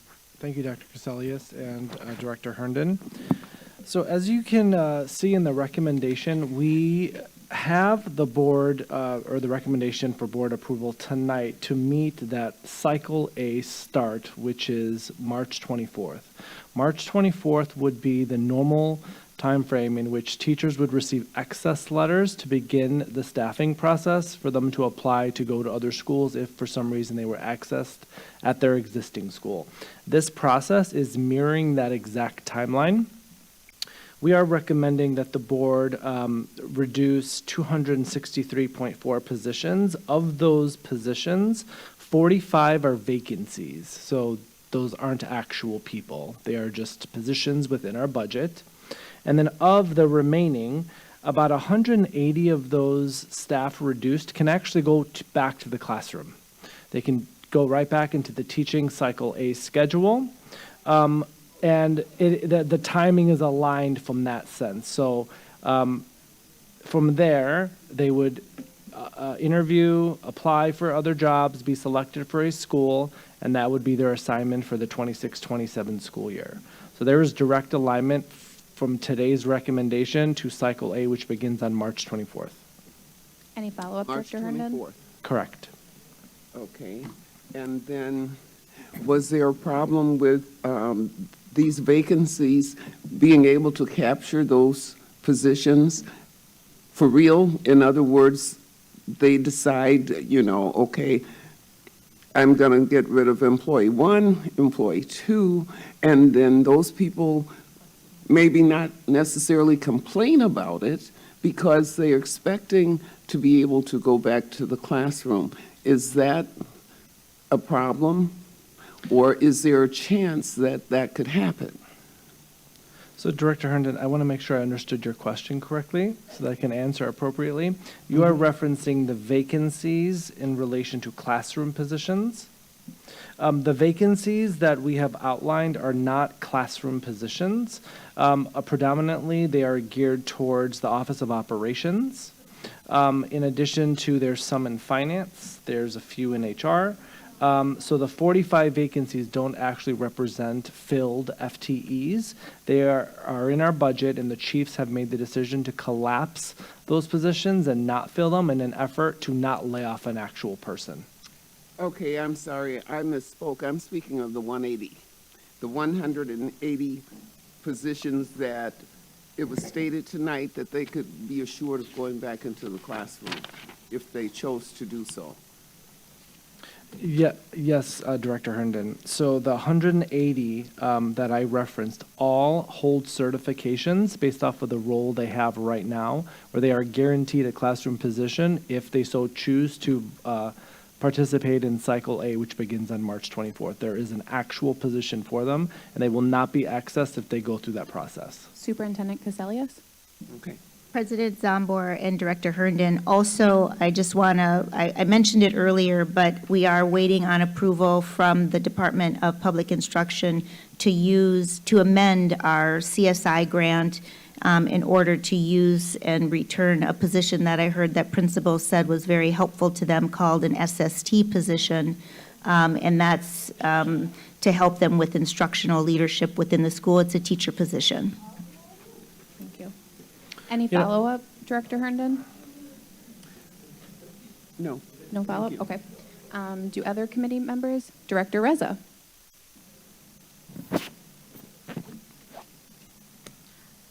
So I do want to make a comment, and I also have a couple of questions.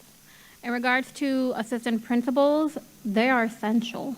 They are the backbone of principals, when also the support of teachers, especially when it comes to sometimes when students are having a meltdown, sometimes they're having behavioral health. They're the first ones to usually step in and help the teachers, especially in regards to safety, as it is.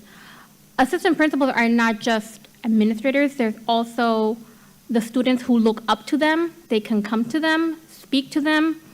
I mean, many of the assistant principals that I know are always there to help guidance these students, especially giving the support for principals. But my question in regards to this, how should I put this? Are the assistant principals part of the 180 positions that are going to be cut? Yes. Administration. Okay. In regards to that, for assistant principals, are some of them going to be going back to the classrooms, or are they going to be just cut? How is that? Administration. President Zambor and Director Reza, I just want to make sure that people don't misunderstand my intent here. I was an assistant principal for 9 years, and I absolutely know the value that assistant principals bring to a school community. And I also understand the value that every single one of the people in the audience brings to the school community. We are overstaffed with the number of principals that we have compared to regional numbers, as well as compared to the numbers in other like districts with this like demographics. And we will, again, work with every single principal to make sure that they have what they need in their school building to be able to maintain school culture and climate. To answer your second question, assistant principals will have the option to go into other assistant principal positions, because we're going to be doing this on seniority base. And they will also have the option to apply for other positions, principal positions, if they'd like to apply for principal positions, if in fact there are retirements, because we have to ask for volunteers first. So just to remind the process, we will ask for volunteers. I think that's a week, right, Mr. Maniscalco? We'll ask for volunteers. If anyone can retire, then we'll know our true numbers. And then once we know our true numbers, we look at their union date for their seniority date, and then that will be what we'll use for selecting principals into their positions, assistant principals. Just one more question. Since we're capping class sizes as it is, some of the schools are overwhelmed with more students as it is. Where are the students going to go? Some of my schools in my district have no room as it is. And my main concern is, are we going to be forcing them to move, to go to other school districts as it is? Are we going to be opening more seats for bilingual programs as it is? This is essential for my district as it is, especially how I'm a believer when it comes to our bilingual. Yeah. Our students shouldn't be forced to leave their school that they enjoy so much with their teachers, their friends, the administration. I'm concerned about that. Administration. President Zambor, Director Reza, I would be concerned too, and I am concerned. We do not want to displace or do harm to any student who's already there. So I was talking with some parents after a meeting who does have class sizes of 40, and they don't want to have changes at their school. So that's where the parent council feedback is going to come in play here.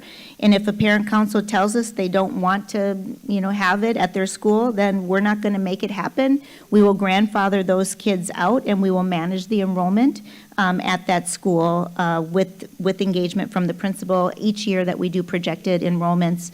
So that's going to be probably a 2 to 3 to 5 year process as we look at managing class size across the district. As far as bilingual programs and Spanish immersion programs, I would love to see us expand more Spanish immersion and bilingual programs across the city, particularly in the Northwest area where there aren't too many. So I think that as we look at our grade reconfiguration, our pathways so that there's predictable program pathways for parents in all parts of the city and creating high-quality schools across the entire city, I will be probably more than likely bringing more recommendations this fall, because I'm also bringing recommendations around closures. I know that's not something people want to hear either, but I have not been quiet, and I have been honest about the fact that I think we need to close schools. And I think that those are really tough decisions as well. But I think we also have few areas within the city who need additional programming and additional investments like we're doing in 53206. Thank you. Any follow-up, Director Reza? Not at this moment. Okay. Director Seamson? Okay, thank you. I just was wondering if you could speak a little bit about like restorative practices and the programs that we have to support social emotional learning and just the diversity in our district and sort of the vision moving forward with the paring down of those departments. Administration? Yes, thank you. We have 4 key areas of supports to students. PBIS, which works on positive behavior intervention systems. The district's had it for a very long time. It's very embedded within most of our elementary schools and many of our schools across the district. We also have restorative justice practices. We have a team of folks who work on those. And we also have gender identity and inclusion supports, and that's for Black girls and for GLBTQ youth. And then we have Black and Latino male student achievement. What we've done with this department is it was very much expanded during the ESSER time and during COVID. When we had ESSER funding, they expanded to provide coaches out to some limited amount of schools. And what I have done is take the top 2 positions in each of those areas, so there's 8 positions, and I've created a senior position over those 8 folks who will report to the Family and Community Engagement Office so that they can work on a district-wide strategy to support with our counselors, our social workers, our psychologists, and our school nurses, and work with what is currently a BIT team, and look at culturally responsive practices, look at culture in the school building, look at restorative justice and gender identity inclusion and Black male achievement. And that way we're taking a school-based approach to the work, and we can train those school teams better. And now it's not in, say 13 schools, it's in 139 schools. So we're hoping that, and counting on our school psychologists who do amazing work with our counselors, our social workers, our nurses, all of those school-based staff that are support staff working in a team to offer these supports. This team at the district level will provide leadership, professional development. They will also work on the equity analysis and equity impact statements that this board has expressed an interest in doing. They'll work with MICA and other partnerships to bring other partnerships into the district, and also be a leadership team that can fund and find grants for this work. I think this is a more strategic and district-wide approach to having a team at the district level that supports building level teams. Any follow-up? No? Okay. Any other comments or questions from the board members or students? Mr. De La Cruz. Oh, I'm sorry. How will, with this current budget cycle, will we invest in our current teachers and staff in schools? Because today I had the wonderful opportunity of speaking to staff at my old elementary/middle school, and I got to learn some of the insight for like the key years of student development, how with this new literature program, they have felt that they aren't supported by the district very well, and it stresses them out, and that if they had more support, they would feel less stress and don't want to leave. And keeping staff in schools will help students feel that it's more of a community rather than it's just another place that they're forced to go, because there's people they recognize there who they look up to. Administration. Thank you, President Zambor, and thank you, Director De La Cruz. One, at the early grades where we're doing the implementation of the reading, we are looking to make class sizes manageable for our teachers. I was told, that there are kindergarten classrooms with 30 children in it. We are not funding them on 30 children. And so we are looking to add where we possibly can, where there's room and where schools councils want to limit, not have 40 in there. So we're doing that. And then anytime you are implementing a new strategy across the district, it is challenging. We have additional coaches coming from the state and hoping that they'll approve this SST position, which will be an instructional position that will help our teachers as well. We've done modeling with our HMH models coming in. We've done walkthroughs. We have our principals as instructional leaders.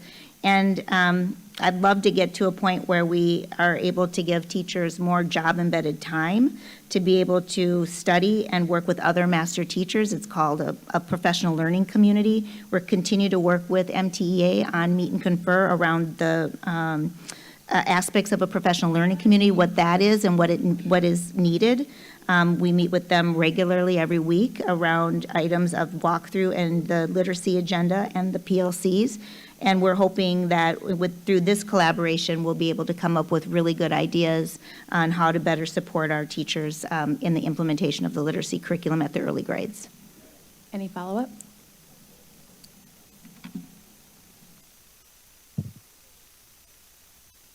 No comment. Okay, thank you. Any other comments or questions? Director Reza.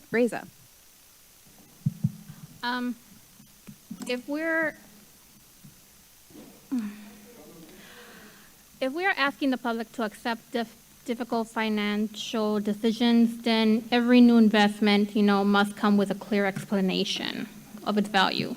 Can the board should expect an outcome, basically, like measurable return, or how the investment benefits our students and the district? Administration. President Zambor, Director Reza, absolutely. I think that's what Director O'Halloran had asked about, the impacts, not only the impacts of it, but how are we getting our return on investment?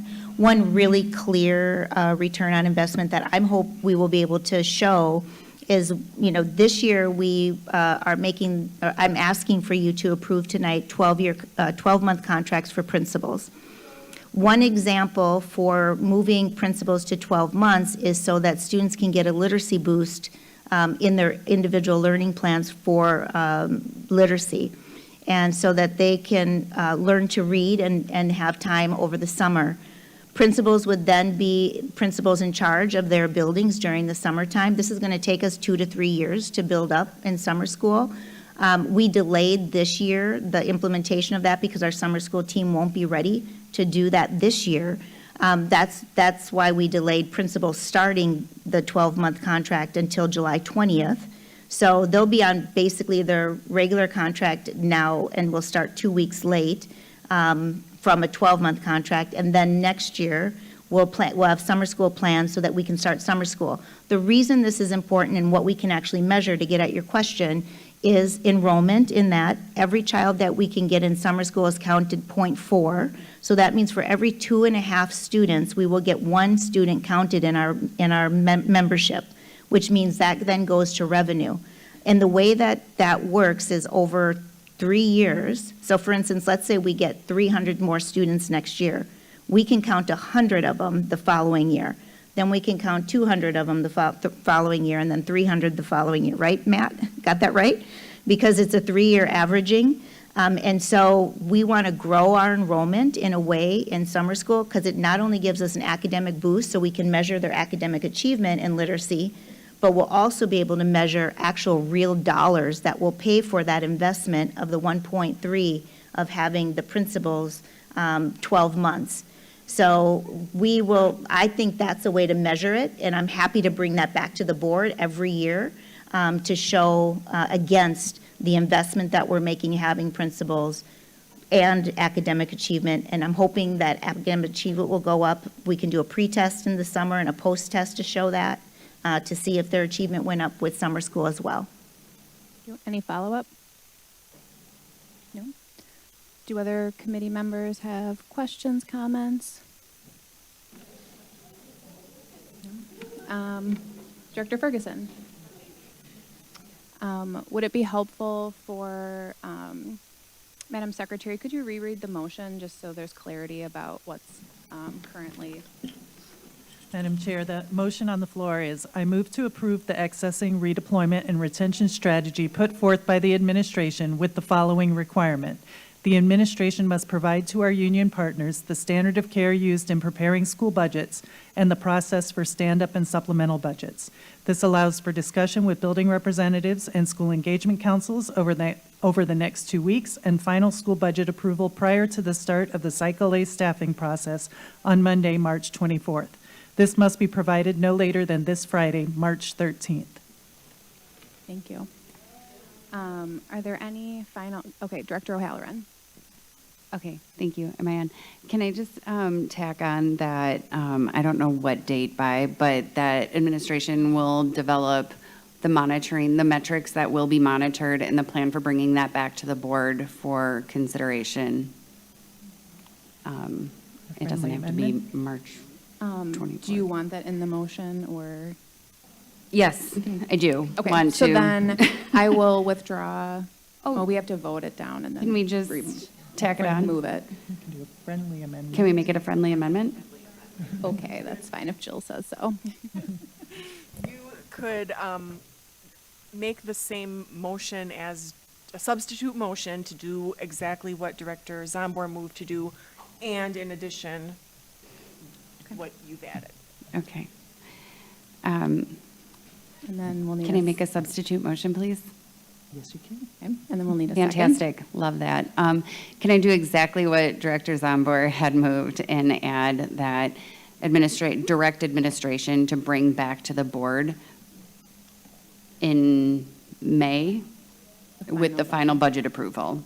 That should give adequate time. So May with the final budget approval, we will have the metrics and monitoring of the outcomes of this plan. We need a second, and then we can move on to questions and comments, if that's Oh, okay, gosh, I before we shouldn't have vote. even asked.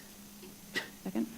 I'll second her Okay, motion. seconded by Director Seamson, and then we'll go to board members for questions. Director Ferguson. Okay. Thank you. I'm struggling because I came onto the board at a very interesting period in the history of this school board. And I remember sitting in this gallery watching people shouting to the board that they were not doing enough to uphold their fiduciary duties in Milwaukee Public Schools. So I'm sitting here, and truthfully, I stand by a golden rule: do unto others as you would like them to do unto you. And I can't. It's very difficult for me to support the motion at this stage.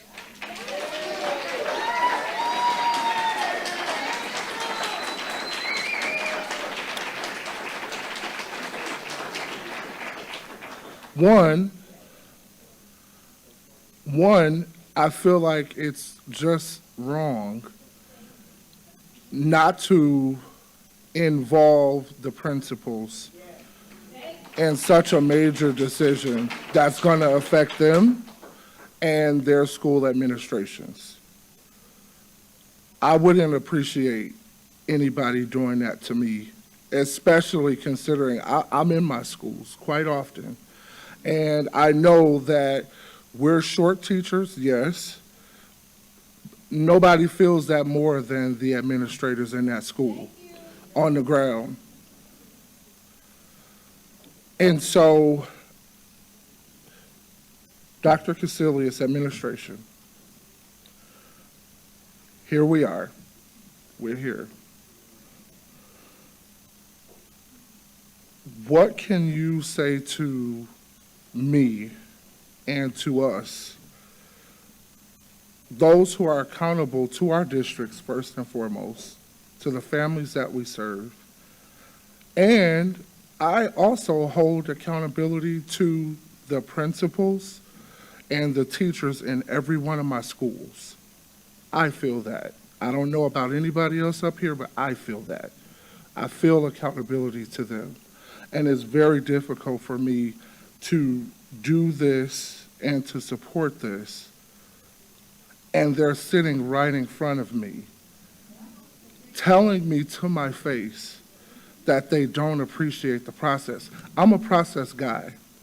I know tough decisions need to be made, but before anything, I need to agree with the process. I don't agree with the process. Administration. And it's taken a lot for me to say this, and you know that. I don't agree with the process. So help me to be able to support you. Please talk to the principals. Administration. Director Zombor and Director Ferguson, I appreciate that. I think no matter what, it is going to be challenging and difficult regardless of the process. I put together a timeline that I bring to the board. The principals are aware of the work. They have been working diligently with their budget analysts on their individual preliminary budgets to give us the feedback. This is a process that is much earlier in the process than has been in the past. It's a much more transparent process than it has been in the past. It is very difficult because of the way that we have to do staffing to be able to, we have to make cuts. Every single one of these beautiful people out here is important. Every single one of the people in our schools is important. I don't want to lose not one person, but we are going to have to cut. And we can complain about the process, and it will be exactly the same. We'll be here in 2 weeks. But if we don't get the vote tonight, we're here in 2 weeks. They've done the process. They're still frustrated that we have to cut $46 million, and we can't hit our staffing deadline. So now we aren't able to fill our classrooms and get the early contracts out, and we want to be able to respect all of the people that we do have to access and give them the best opportunity to retain them here in the district. And so I am urging the board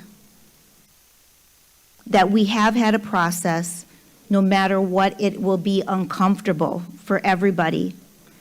And we have been directed in this motion to take the next 2 weeks to work with principals on their stand-up request, which was already in the process, and they knew it because they've been working with their budget analysts on it, and we do it every year.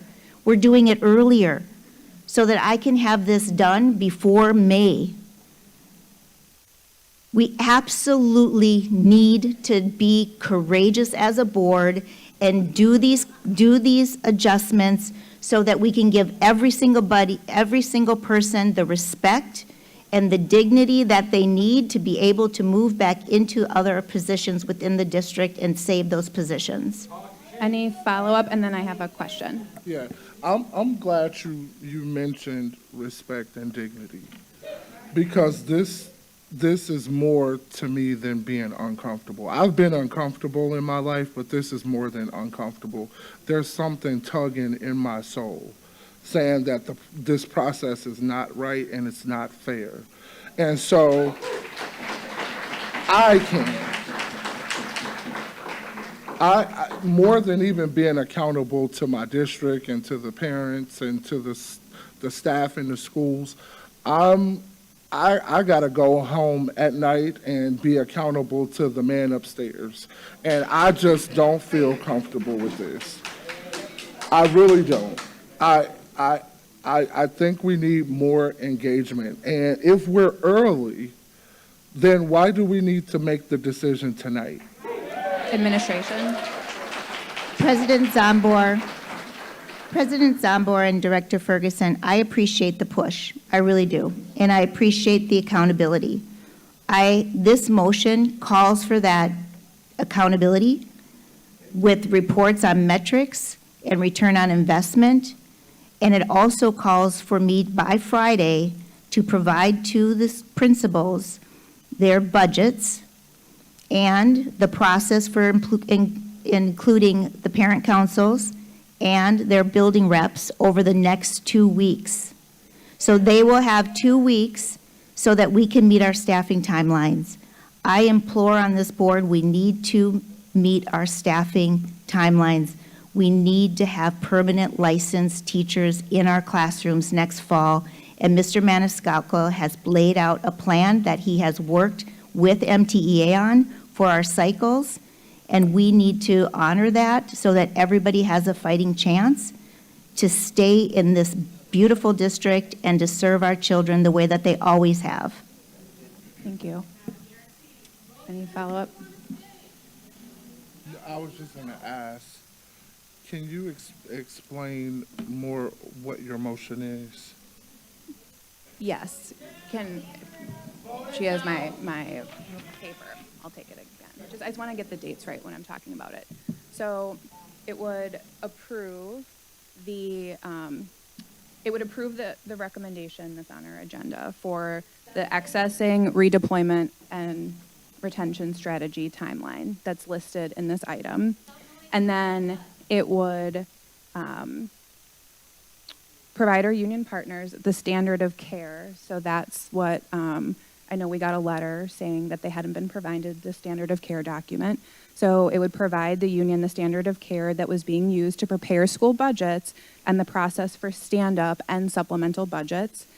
And then also allow for discussion with building representatives in the school engagement council, so making sure that our parents are included in the process over the next 2 weeks, and final school budget approval prior to the start of cycle A, which begins on Monday, March 24th. And so we, as a board last month, at the full board meeting, if you go to February 26th, we approved the budget timeline last month. So a lot of these dates are in there, but this would also ask administration to include time for those school engagement councils. And then also, this would all be provided no later than Friday, March 13th. President Zambor, and directors, there's a regular board meeting on March 26th, I believe. I would be happy to come back and report back on March 26th. I need this vote tonight. Don't get me wrong on that piece. But I will on the 26th report back that we actually did everything that you asked me to do in this motion. If this vote didn't go through, if on this item, what will that do to the other investment items we have on the agenda tonight? Steps and lanes, healthcare. President Zambor, I just want us to be honest and transparent I and make sure the understand. board understands we have a fiduciary responsibility to have a balanced budget. And if we don't know that we are reducing spending in one area, can we take action tonight on those investments?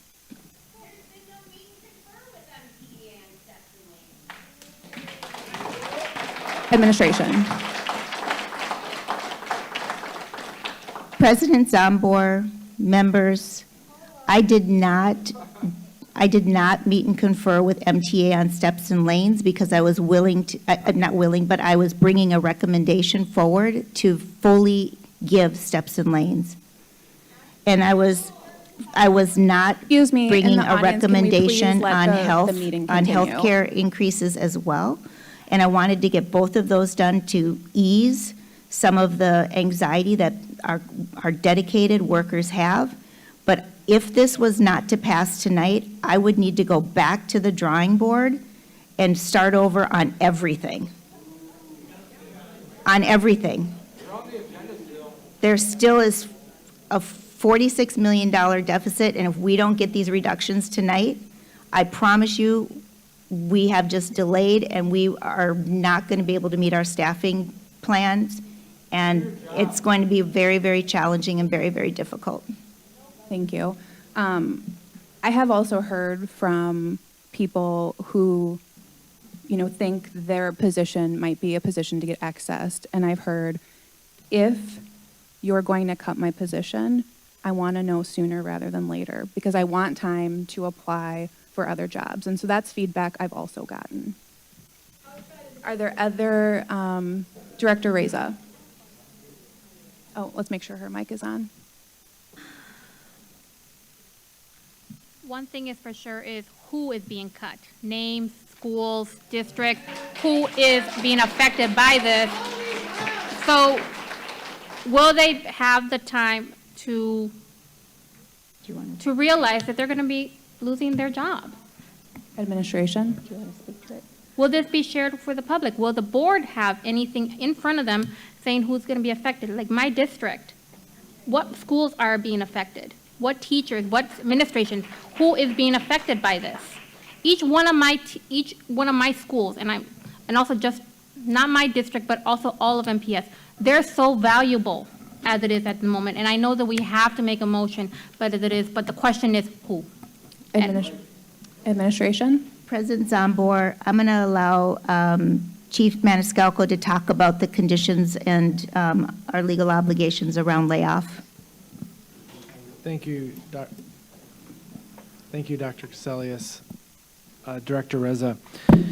It is a very complex process to determine the who until we know whether or not it is approved. So the process as outlined in the employee handbook is a voluntary process once it's approved, where we're going to ask for volunteers and those staff members that could potentially retire. So the who is not yet determined at the time, because if someone is choosing to give up their position, they may save somebody else. I can give you an example just so you can kind of understand how it works. I'll speak to my department. We have 3 HR assistants that we are actually recommending to be accessed. Of those 3 HR assistants, they actually can't funnel into Cycle A, so they won't have a teaching position because they're not certified. However, one of them may be eligible to retire if they choose, no pressure. But if they do, I will not backfill that role, and then it's only 2 layoffs versus 3. So the who will not yet be determined until the week of the 17th, which is just after this week, next week. It's a reconciliation that is quite complex, but something that we're used to and exactly we know how to do. We have to reconcile multiple things, including the current seniority list that is factored in based off of your union hire date for that role. But then we also have to look at the standard of care, for example, the assistant principals. So we're going to be laying off X amount of assistant principals, and then we have to figure out what schools still need assistant principals. We're going to have to shuffle people around. It's a little bit of a puzzle. So the who, to answer your question, we will know next week if the board approved that tonight. Any follow-up? No, not at this moment. Thank you. Any other comments or questions?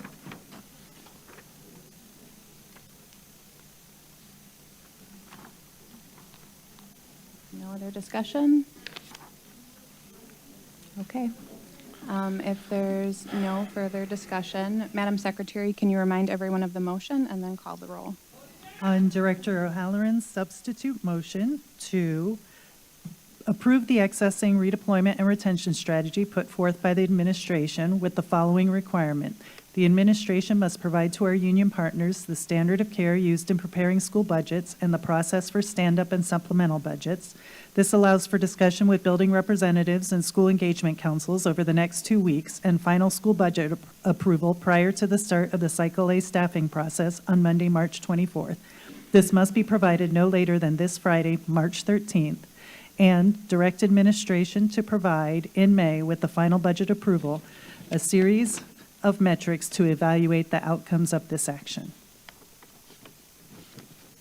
Okay, Madam Secretary, if there's no further discussion, please call the roll. Director Ferguson.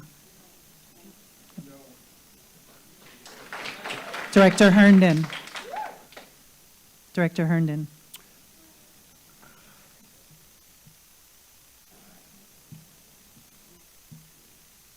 I'm going to say aye. Director O'Halloran. Aye. Director Reza.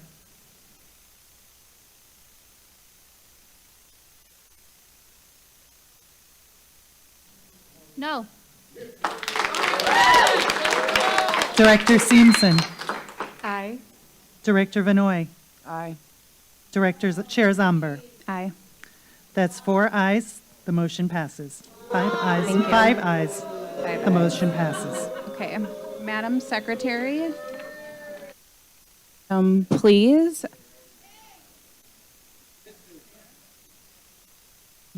Oh, we got to turn. Madam Chair, we're returning to item 1, action on a request to authorize steps and lanes increases for eligible staffing categories for FY27. The recommendation is that the board authorize the administration to prepare step and lane increases for FY27.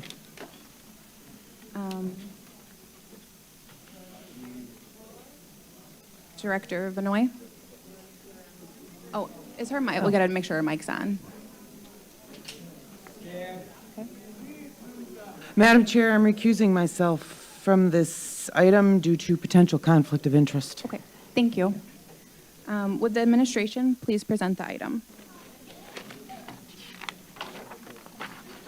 President Zombor, members of the board, Brenda Cassellius, Superintendent. As I shared earlier this evening, we have to make reductions, and we also continue to plan invest in our employees. We propose tonight to offer steps and lanes that reward employees for longevity and educational attainment at a cost of about $10 million. These structures acknowledge both years of service and continued education, encouraging employees to pursue additional certifications, coursework, and professional learning. By maintaining clear and accessible pathways for movement within the step and lane system, the district reinforces its commitment to valuing experience, investing in staff development, and supporting long-term career growth for all educators and school personnel. Again, the estimated cost for steps and lanes is about $10.4 million for the 26-27 school year. With that, I'm open to your questions. They would receive these steps and lanes on July 1st. Madam Secretary, do we have any members of the public who wish to speak on this item? We do. Okay, do we have any virtual speakers? We do not. Okay. Then I will go to the first speaker is Sam Michael, then Elizabeth Kosmak, and Ingrid Walker Henry.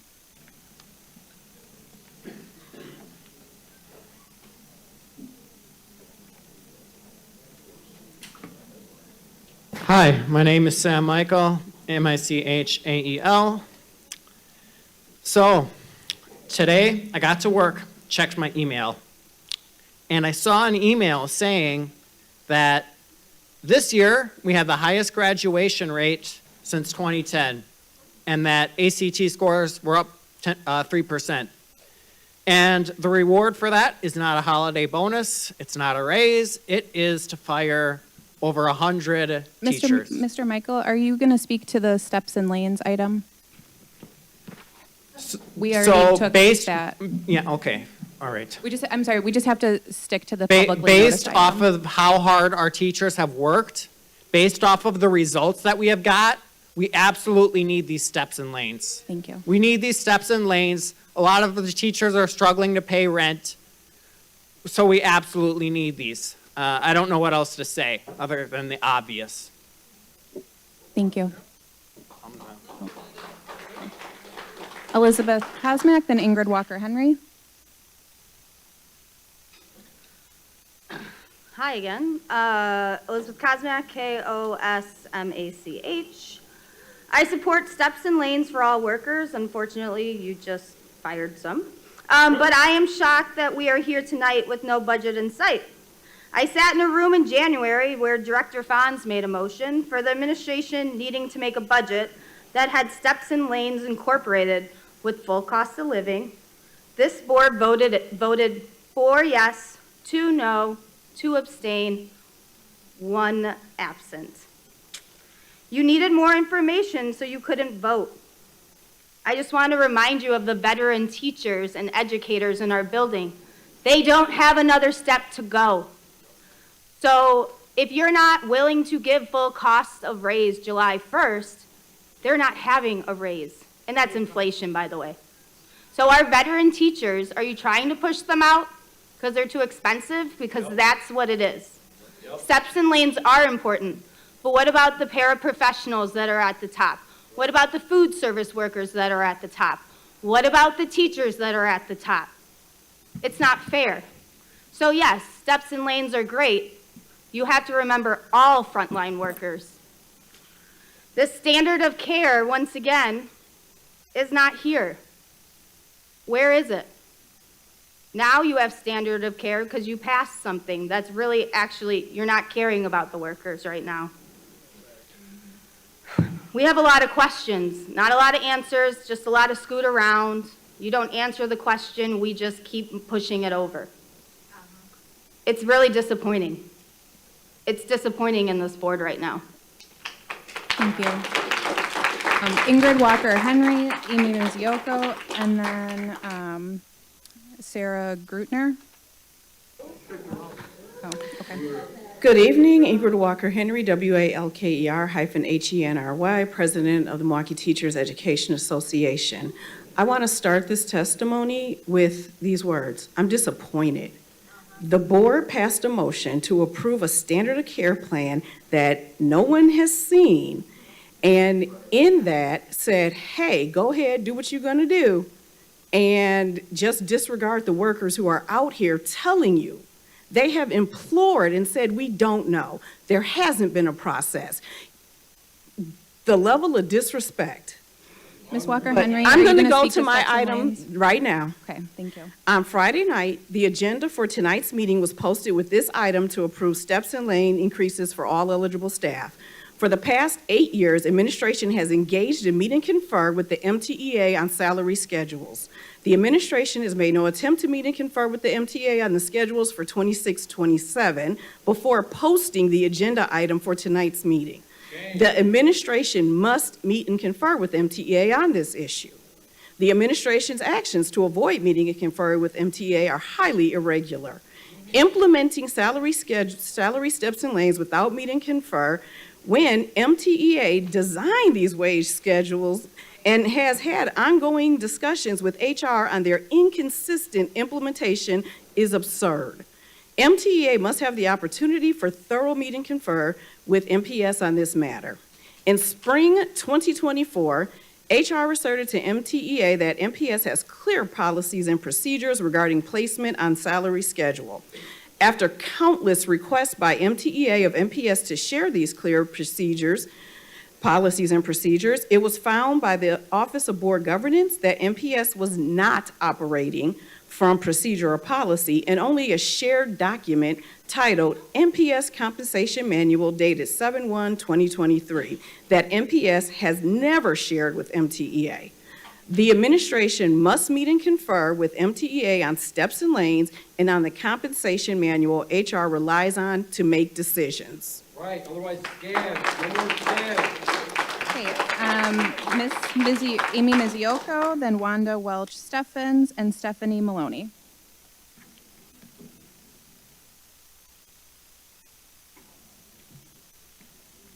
Amy Mizialko, M-I-Z-I-A-L-K-O, President Zomber, and Superintendent Caselius, and members of the board. There has been no meet and confer with MTEA on steps and lanes. This is unheard of. MTA is charged with the responsibility of ensuring that wage scales are being implemented with fidelity for 5,700 workers. No one here is certain about what the administration is actually asking the board to do tonight. Exactly right. Is the ask simply to approve the idea of steps and lanes for eligible staff?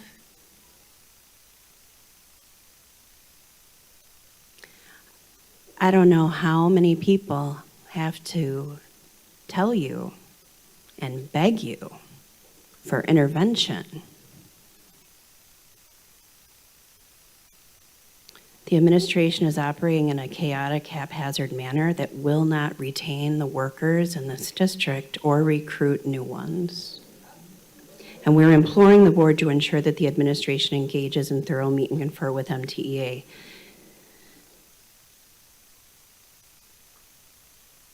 The item estimates the cost for steps and lanes at $10.4 million. MTA is not in agreement on the total cost to advance eligible workers on the salary schedule. We could have figured this out and meet and confer. MTA's calculations put the cost of this item at approximately $7.6 million.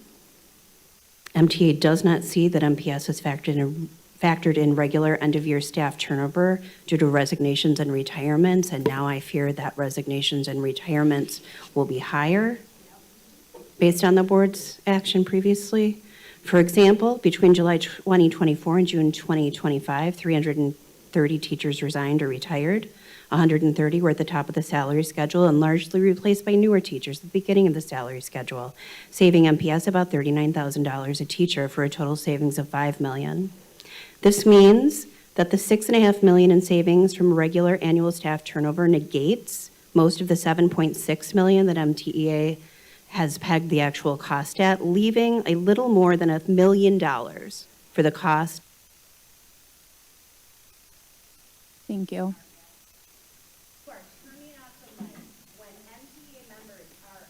We have to give everyone the same amount of time to be fair, which is 2.5 minutes. Wanda Welch Steffens and Stephanie Maloney, then Raymond Duncan. Denying us meeting confirmed. Meet and confer.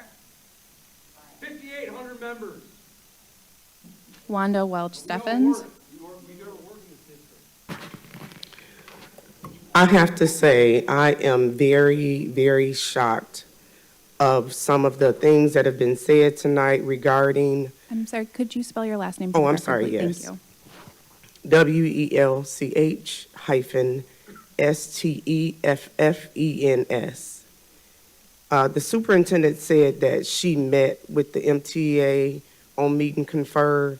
We have not had any meetings on that. I am very shocked that we are even talking about Meet and Confer to the school board when the MTA have not been talked about regarding this issue. It is very obvious that no conversation is even wanted, because if it was, then the appointment that we had with her would not have gotten canceled by her. We had a meeting and it was canceled. We could have been talking about Meet and Confer at that meeting. I really asked the board, seriously asked the board, to think about the decisions that you are making tonight regarding this issue and other issues that you have made. You are all very intelligent. Some of you have PhDs. A lot of stuff have not even been given to you in writing. Some board members are asking questions regarding various issues that have been discussed that they should have already had answers to. Please do your due diligence. You are all elected officials. Someone elected you in your district, and some of you are even running for office now. Just know I am going to be out there in the areas that you are running for to tell people about you and the lack of decisions that you are making on this board.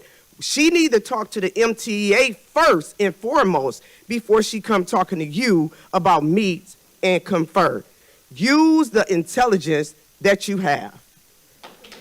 Thank you. Raymond Duncan, actually we had Stephanie Maloney, Raymond Duncan, but Raymond, you can, sorry, okay, and then we'll do Stephanie. Thank you. Yep.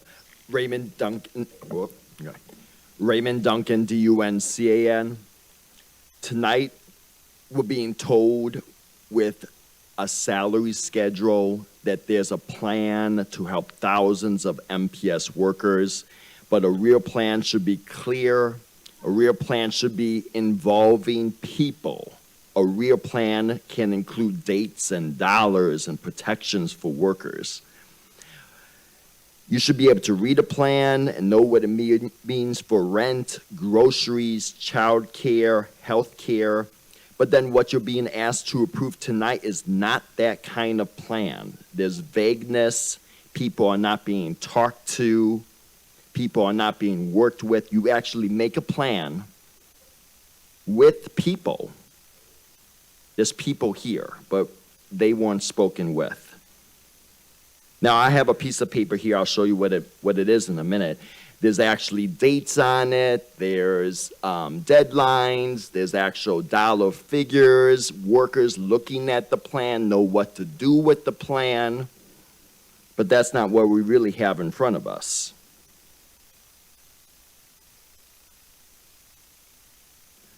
Workers deserve something they can rely on. Now, if you look at this paper closely, it's coupons.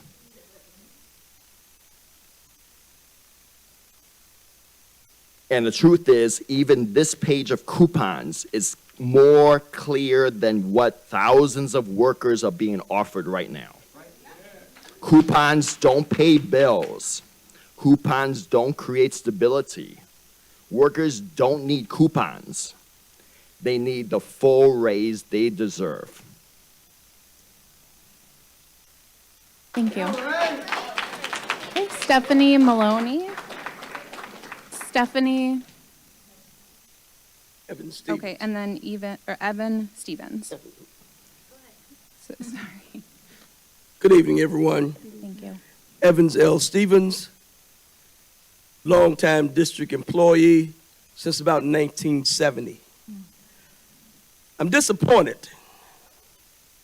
I'm disappointed in that we come tonight to make a decision that's going to affect people's lives long time. Students, teachers, community people, follow me. If I offered all of you a plane ride right now and say we're going on a fantastic voyage,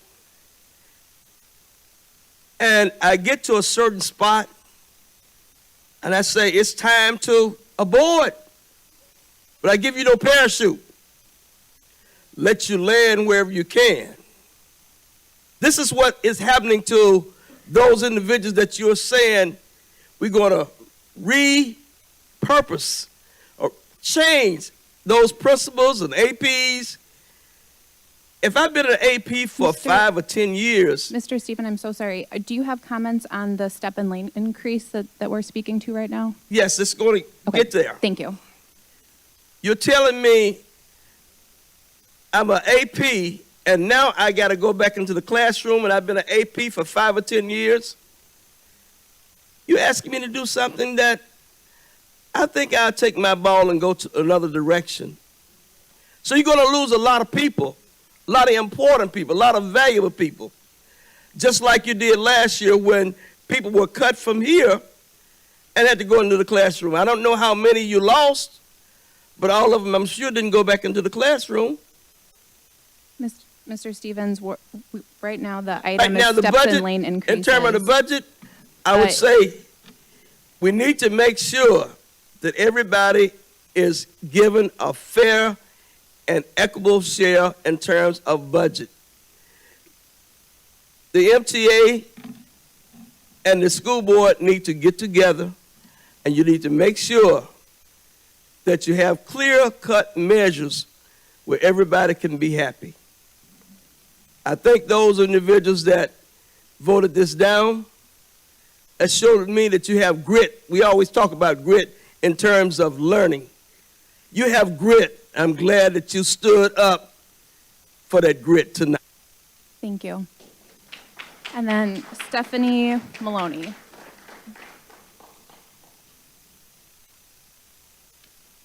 Good evening, Superintendent, Directors. My name is Stephanie Maloney, Maloney. I'm a Spanish teacher at Riverside University High School. I'm the building representative at Riverside, and I work very closely with their principal, Jeffrey Lasky. I'm speaking to the steps and lanes as it aligns to the budget in our building. I am completely confounded by these concentric circles of chaos that I've experienced since we've gained our superintendent. The listening sessions last summer indicated a completely different pathway that we are on tonight. The amount that we were originally told was that no problem, steps and lanes, COLA, no problem, we have the money. Then a $100 million deficit appeared, greatly reduced to $46 million, but we're still told well, there's room for steps and lanes and cost of living adjustments. No problem, it'll work. She even said that last week in my library. Now tonight we're being told we have to negotiate. That's not even a word I can use, sorry, oopsie, negotiate. We don't even have the opportunity to understand if we're going to be having steps and lanes met. I don't know if you understand how this is going to directly impact the workforce in our district. Most of us, myself included, I work 2 full-time jobs in the summer. I have a son with massive healthcare issues, and I'm a veteran teacher, 15 years. And I am not going to be able to make it if we don't have that increase of cost of living adjustment. Because, whoopsie, because everything went up. You say in the original confounding circle, healthcare will not be affected. The next concentric circle said, well, we're not going to adjust the healthcare design. Now the healthcare concentric circle says, well, your out-of-pockets will obviously go up because everything's going up. You can't get in-person therapy anymore. It has to be teletherapy. All teachers are told self-care. Make sure you take care of yourself. I can't afford to. Thank you. No virtual speakers, right, Madam Secretary? Okay. Does administration wish to make comments before we go to committee members? Thank you, President Zambor, members. I appreciate the comments. The intent here was to give some certainty to our workers that July 1st. It was not to avoid meet and confer. I'm happy to meet and confer on steps and lanes. Particularly, it's hard to do the steps and lanes prior to the CPI increase. And so if in fact the board would like to pull this item, I'm okay with pulling this item and then meeting, conferring with the union. We just aren't able to do that at the bargaining table because of the state statute. And so I wanted to give certainty to our union partners and to our employees across the entire district that we value them, that we wanted, and I wanted to give something right away on July 1st. This is an increase over 1% of their income. I think on average it's somewhere around 1.5, 1.9%. That would be an increase, and that would come on July 1st. And so giving steps and lanes would have been something that we could do, and it's still something we can absolutely do. If the board is uncomfortable doing it this evening, I'm happy to pull this item and then bring it back maybe after bargaining or with the full budget in May. But I do want to signal to the community that with our 3 offers that we had on the table, this wasn't something that would be confounded or confused about. I wanted to just give certainty to our employees that they're valued, quite honestly. But if we can pull it, and we can definitely go through those salary schedules with Ms. Miziaco and Ms. Ingrid Walker Henry for sure. And I have no problem doing that. Okay. Do other board members have questions I have to or do that at the comments? bargaining table. Sorry. Any other questions or comments? Director Ferguson? I do think, thank you to the superintendent for her willingness to pull this and do meet and confer. Okay. That's all. All right. Director O'Halloran? If we need a formal motion, then I just direct administration to meet and confer with the bargaining units applicable regarding steps and lanes. I will do that. Director Ferguson? Okay. Seconded. If there's any further discussion, quick, Madam Secretary, please call the roll.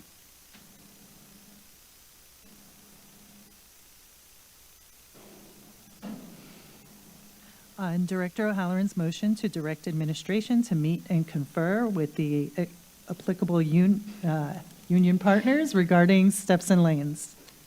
Fair? Director Ferguson. Aye. Director Herndon. Aye. Director O'Halloran. Aye. Director Reza. Aye. Director Seamson. Aye. Director Vanoy.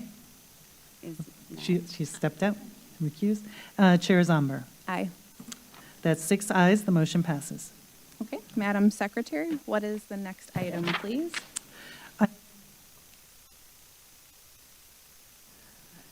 Item 2 is information on healthcare coverage 2027 calendar year. This is an informational item, although it has been noticed for possible action. No action is required. Okay. Would the administration please present the item?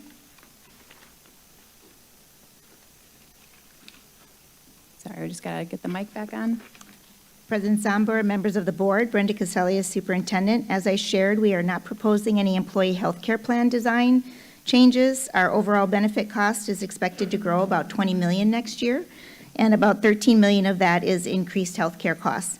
I want to continue to be transparent that annual premiums can still change, and that happens every year, even if, as in this year, we are not changing the plan design. Maintaining stable health care benefits at this time reflects the district's commitment to supporting and retaining our employees while providing predictability for staff and their families. With that, I'm open to your questions, and I'm not asking for any action on this item. Okay. Madam Secretary, do we have any members of the public who wish to speak on this item? I think we just have item 3 that we have speakers, but I didn't see anything for item 2. There's nothing over there. Nope, I do not see any speaker slips over here either. Okay. Do committee members have any questions or comments? It's an informational item, so no actions required. No? Okay. Madam Secretary, next item, please.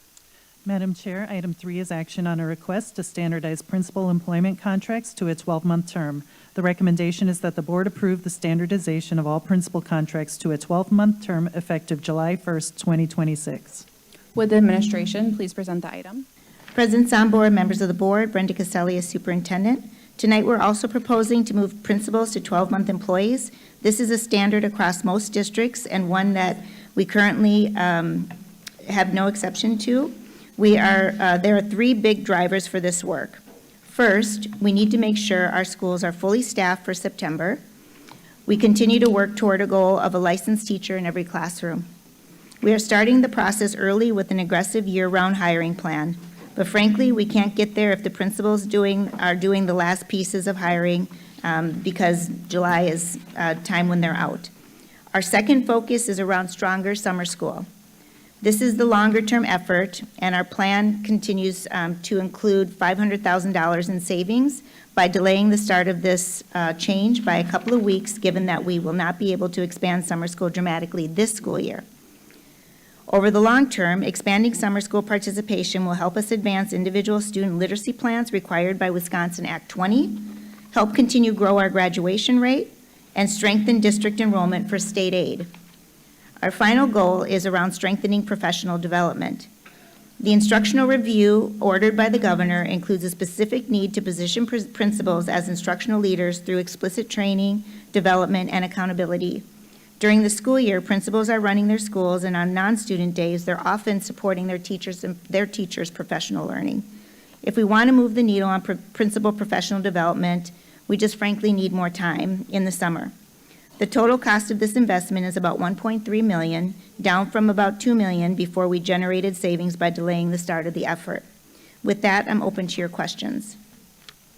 Madam Secretary, I see we have 2 members of the public here who wish to speak on the item. Are there any virtual speakers?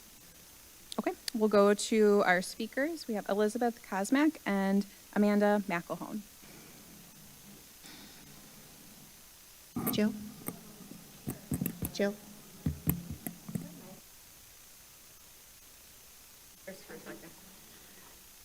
Good evening, Amanda McElhone, MCILHONE. I have a very short, questions on this. I've been percolating on this since I heard about it at the budget meetings a couple weeks ago. Isn't this really just as a vacation buyout disguised as 12-month employees? Because eventually you're going to have to give principals time off of school. Like, every full-time employee likes their time off. It means that you're going to take them out of classrooms, out of schools during the busiest time, and then you're going to pay them for that time. So isn't this really just vacation payout, masks as extended days? And, oh wait, we just cut all the APs, so who the hell is going to run the schools while they're on? That's all. Thank you. Elizabeth Kosmak?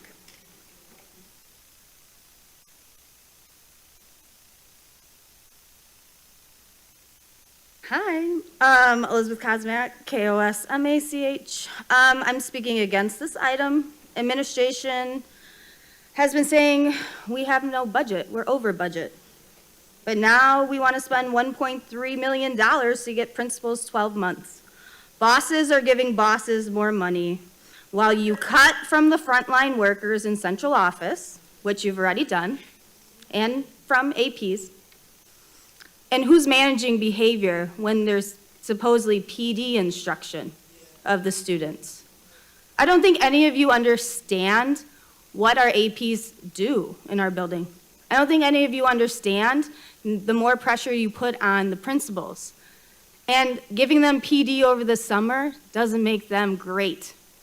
When you give PD over the summer for an elementary school that has 5 grades, all subjects, that principal is not going to be an expert.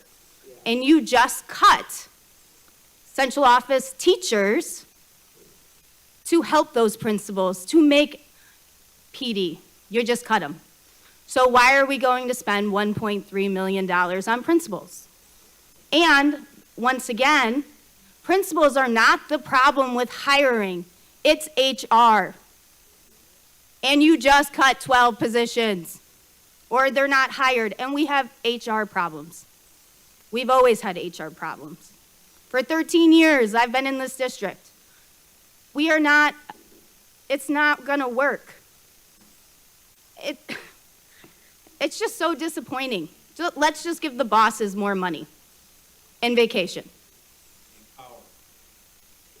You guys need to do a little better, please. Thank you. Do you have any additional comments before we go to committee members? Yes. President Zambor, thank you so much. I just want to make sure that the recommendation is clear.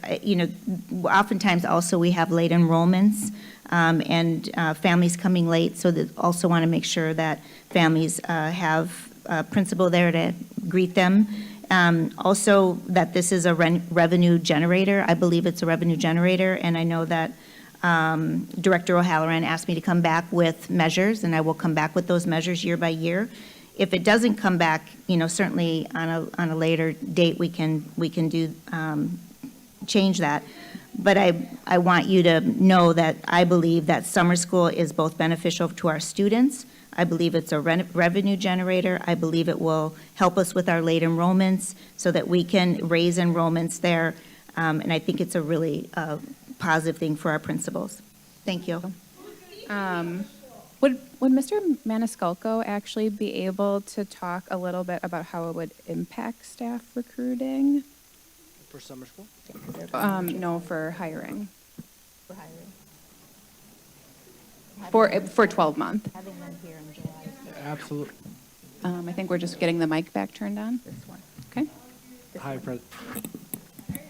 President Zambor, Yep. thank you for that question. So principals working 12 months do a whole myriad of things.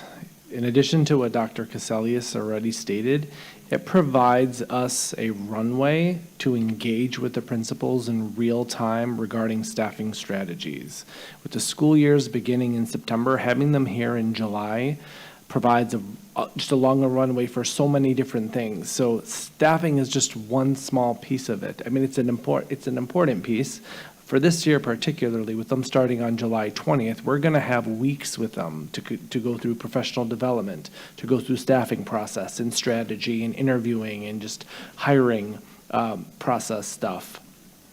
Going into the next school year for 26-27, they will begin formally on July 1, doing even more of the hiring and strategy and now the summer school components because they'll be here on July 1.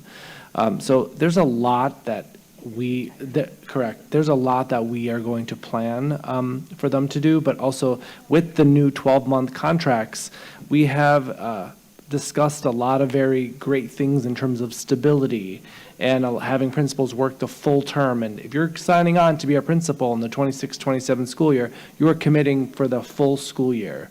So, retirements, they're going to still be able to put them in. with applicable notice at the end of the school year. So when the school year is over, they can retire. But the intent of these new contracts is that they're going to work the full year. We've had 7 principals leave mid-year this year alone, and it is a disruption to the school year and the families and the communities. So we want to make sure that next year there's consistency amongst all of our schools, and this 12-month contract does one of those many things. Superintendent Casilius? Thank you. President Zambor, members, one other item is, sometimes teachers will let us know, or other staff will let us know at the end of the school year that they retired, and that will create a vacancy in July, or they may choose to interview for another position within the district, and then that will create a vacancy at their school. And if they don't come back until late into July, then that also is a challenge for principals in terms of securing their staff. So having them for the full month of July not only is having them for summer school, but also they can put together interview teams, because we have an interview process with their teachers and others, so that they can hire those positions that became vacant. Okay, thank you. Committee members, Director O'Halloran. Okay. So I was going back to the MGT instructional audit, and can you speak about, so key finding 1.2, position principals as instructional leaders through explicit training, development, and accountability. And so I appreciate whether or not the summer school plan, comes to pass with enrollment and everything. My question is more around tying back to what people have observed from outside the district as a real problem and an area for opportunity to improve outcomes. And so can you talk to us about, it says, the professional development provided to principals is not typically focused on developing instructional leadership and sometimes lacks relevance and impact. And so I'm curious if you can tell us a little bit more about the professional development that would be, in July, and like how that's going to improve our outcomes. Administration. President Zambor, Director O'Halloran, I'd be happy to bring back the full principal professional development plan in SASE, because I think it'd be really important that we bring a full plan to you about what the professional development will be for next year. We'll do that in collaboration with principals, but generally, it's around working with our school teachers and staff around creating a culture and climate that's conducive to learning. It is about working with teachers and modeling and looking at instruction. It's with working with their teacher teams around instruction, their teacher leadership teams and their instructional teams. And then they're getting professional development on how to do that, how to be coaches, how to look at instruction, how to give feedback, how to do evaluations, how to set culture and climate in the school. That's all around instructional leadership, so contain those components. Happy to have that presentation to SASE in the future as well, to go in more depth with that. Any follow-up? We just wanted to, just real quick, Madam Chair, members of the board, we just wanted to note that typically the professional development items come to AFP. Oh, I'm sorry. Oh, okay. Thank you. Follow, okay. I thought if Dr. it was an Simpson? instructional item, it would go to you. If you could speak a little bit about the vacation time that principals will have if they're a 12-month employee now, is there additional vacation that they might be taking during the school year? President Zambor, Administration? members, I'll have Chief Maniscalco talk about vacation. Thank you, Dr. Casilius, Director Simpson. So as a 12-month employee, yes, principals would start to accrue vacation. Because they're beginning on July 20th, they will start accruing vacation at that point per paycheck. Depending on how long they've been here, that we will grant their seniority years. So we have 2 tiers of vacation in which they would start to accrue. There's up to 19 years and then 19 years plus. And it's either 4 weeks or 5 weeks of vacation that they would accrue every single year.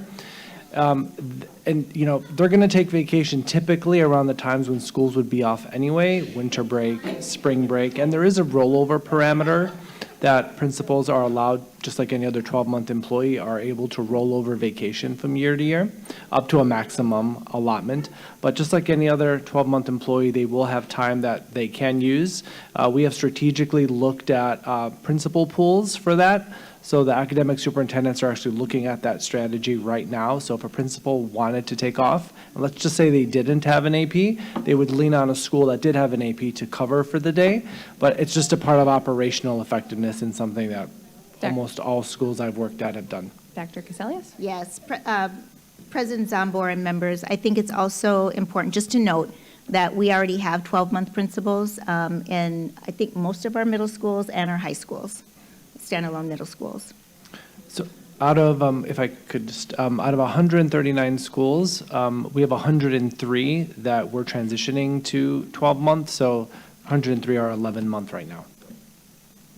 One follow-up. I was just wondering if that was back the vacation time, if that's. Excuse me, could the members of the audience make sure that we can hear the meeting? Thank you. Is there, so with the vacation time, is there an additional cost to the district with principals taking vacation? If there is a buyout, yes, that's a cost. If they take vacation time during this school year, is that also an additional cost? It's, Director Steamson, sorry, the formalities, I'm forgetting names sometimes, I apologize. And President Zombor, sorry.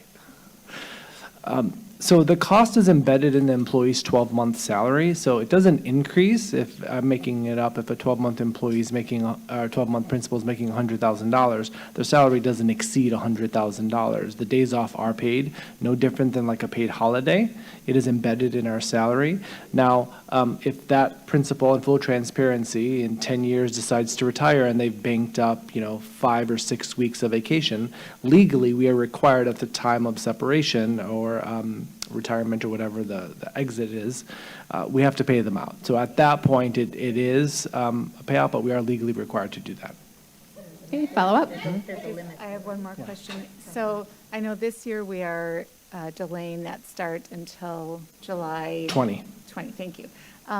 So just, looking forward, would it be beneficial to have a later start, like the July 20th every year, or August? Well, I guess they do come back in August, but would it be beneficial financially to just have that be the plan versus July 1st? Or do you feel like with professional development and the hiring and students and recruitment, that time will be used valuably?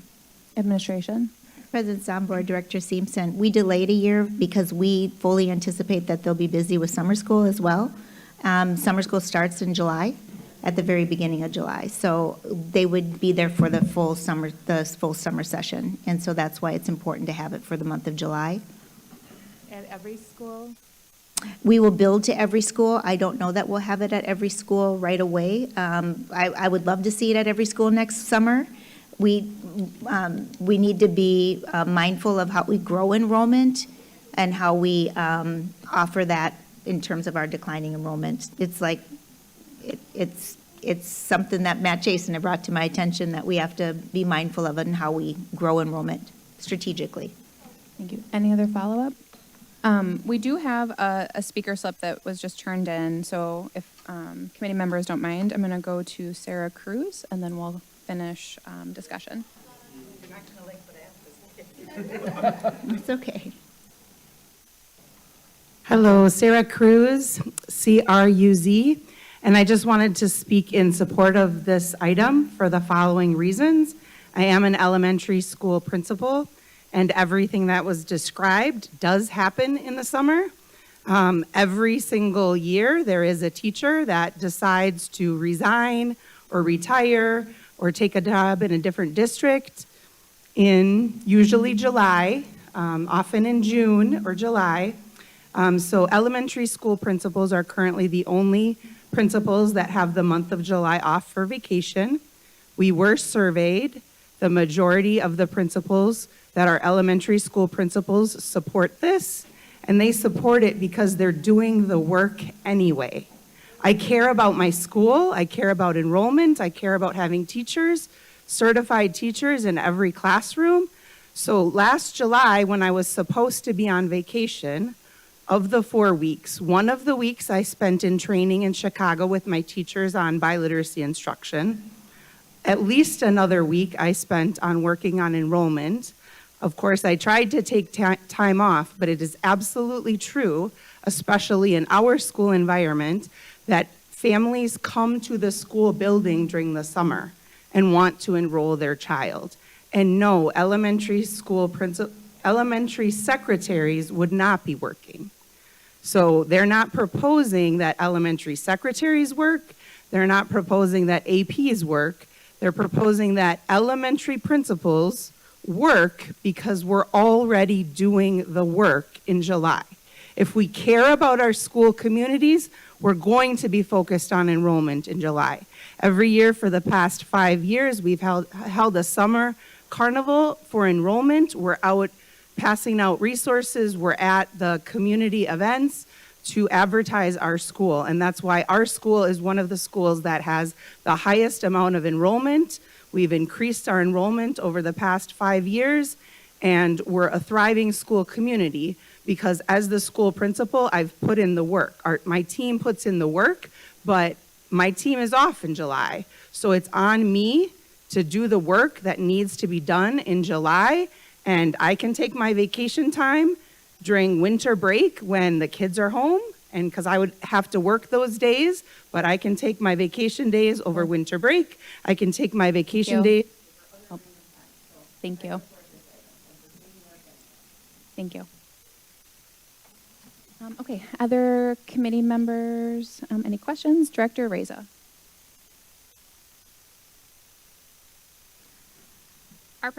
I know some very wonderful principals as it is, and there's some that are, I do question. So before principals are transitioning to a 12-month contracts, will there be evaluation process to ensure that their performance and leadership expectations are being met? Administration? President Zambor and Director Reza. I'm going to have Chief Maniscalco talk about the evaluation process for principals. Thank you, Dr. Casalius, President Zambor, Director Reza. The answer is yes. Every principal has gone through an evaluation this year by their academic superintendent. Principals are statutorily required to go through an evaluation process, and there's a renewal or non-renewal process that we go through with every principal. So I am happy to report that almost all principals are renewed into the 26-27 school year. Everyone is ready and willing to go to 12 months. We did survey the principals, as Principal Cruz had already stated. We engaged with them back in December on this action item. We've been talking about it for months, and we have also engaged with them on 4 separate principal meetings. We had one-to-one meetings with all of the principals in which we discussed this as well and discussed pros, cons, and all that good stuff. So back to the evaluation, yes, everyone is evaluated. Any follow-up? Evaluation also got feedback from teachers, parents, students. Administration? Sure. Superintendent Casalius, is her mic on? President Zambor and Director Reza. I think this is an area that I would like to meet and confer with our ASC and our MTA partners on regarding our evaluations in the district. I know there's a climate survey that's done. I'm not sure if that's used within the evaluation right now, but I think meet and confer process would be something that would be extremely valuable around the evaluation system, and I commit to doing that with our ASC partners and our MTA partners on what type of feedback they believe would be useful. Thank you. Any follow-up? Okay, other questions or comments? Nope, okay. What is the pleasure of the committee with respect to this item? Director Ferguson? I move approval of the administration's proposal. Okay, do we have a second? Seconded by Director Reza. Madam Secretary, please call the roll. Director Ferguson's motion to approve the administration's recommendation. Director Ferguson. Aye. Director Herndon. Aye. Director O'Halloran. Aye. Director Reza. Aye. Director Seamson. Aye. Director Benoit. Aye. And Chair Zomber. Aye. That's 7 ayes, the motion passes. Okay, Madam Secretary, next item, please. We are now on item, is a work session and possible action on the board's committee structure. This is a work session, although it has been noticed for possible action, no action is required. Would the Office of Board Governance please present the item? Madam Chair, we are getting close to the board's reorganization time, and as such, the needs of the board have seemed to have changed a little bit over the past couple of years with regards to calling for more whole group meetings, just having to make a lot of really important decisions. And so in the spirit of trying to set up the work the way will best suit the board's work, the community's work, the teachers and staff or administrators' work, we put together a few ideas based on things that we've heard. The board can structure its work any way that it would like to.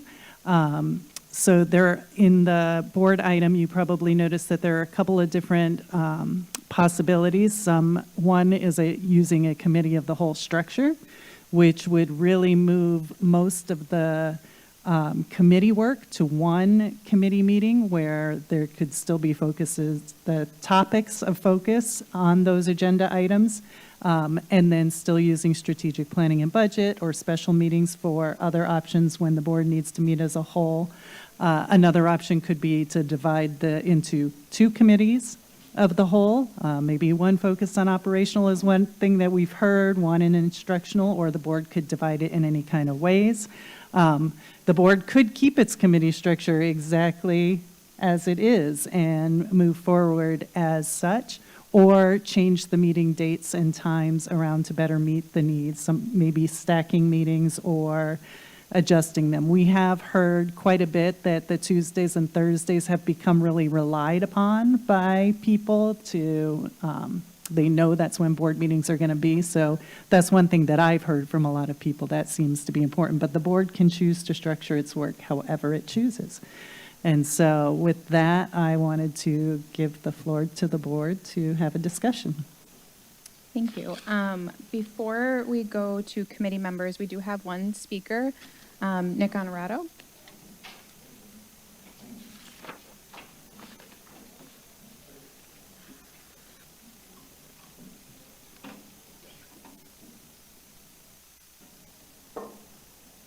Good evening, Nick Honorato, O-N-O-R-A-T-O.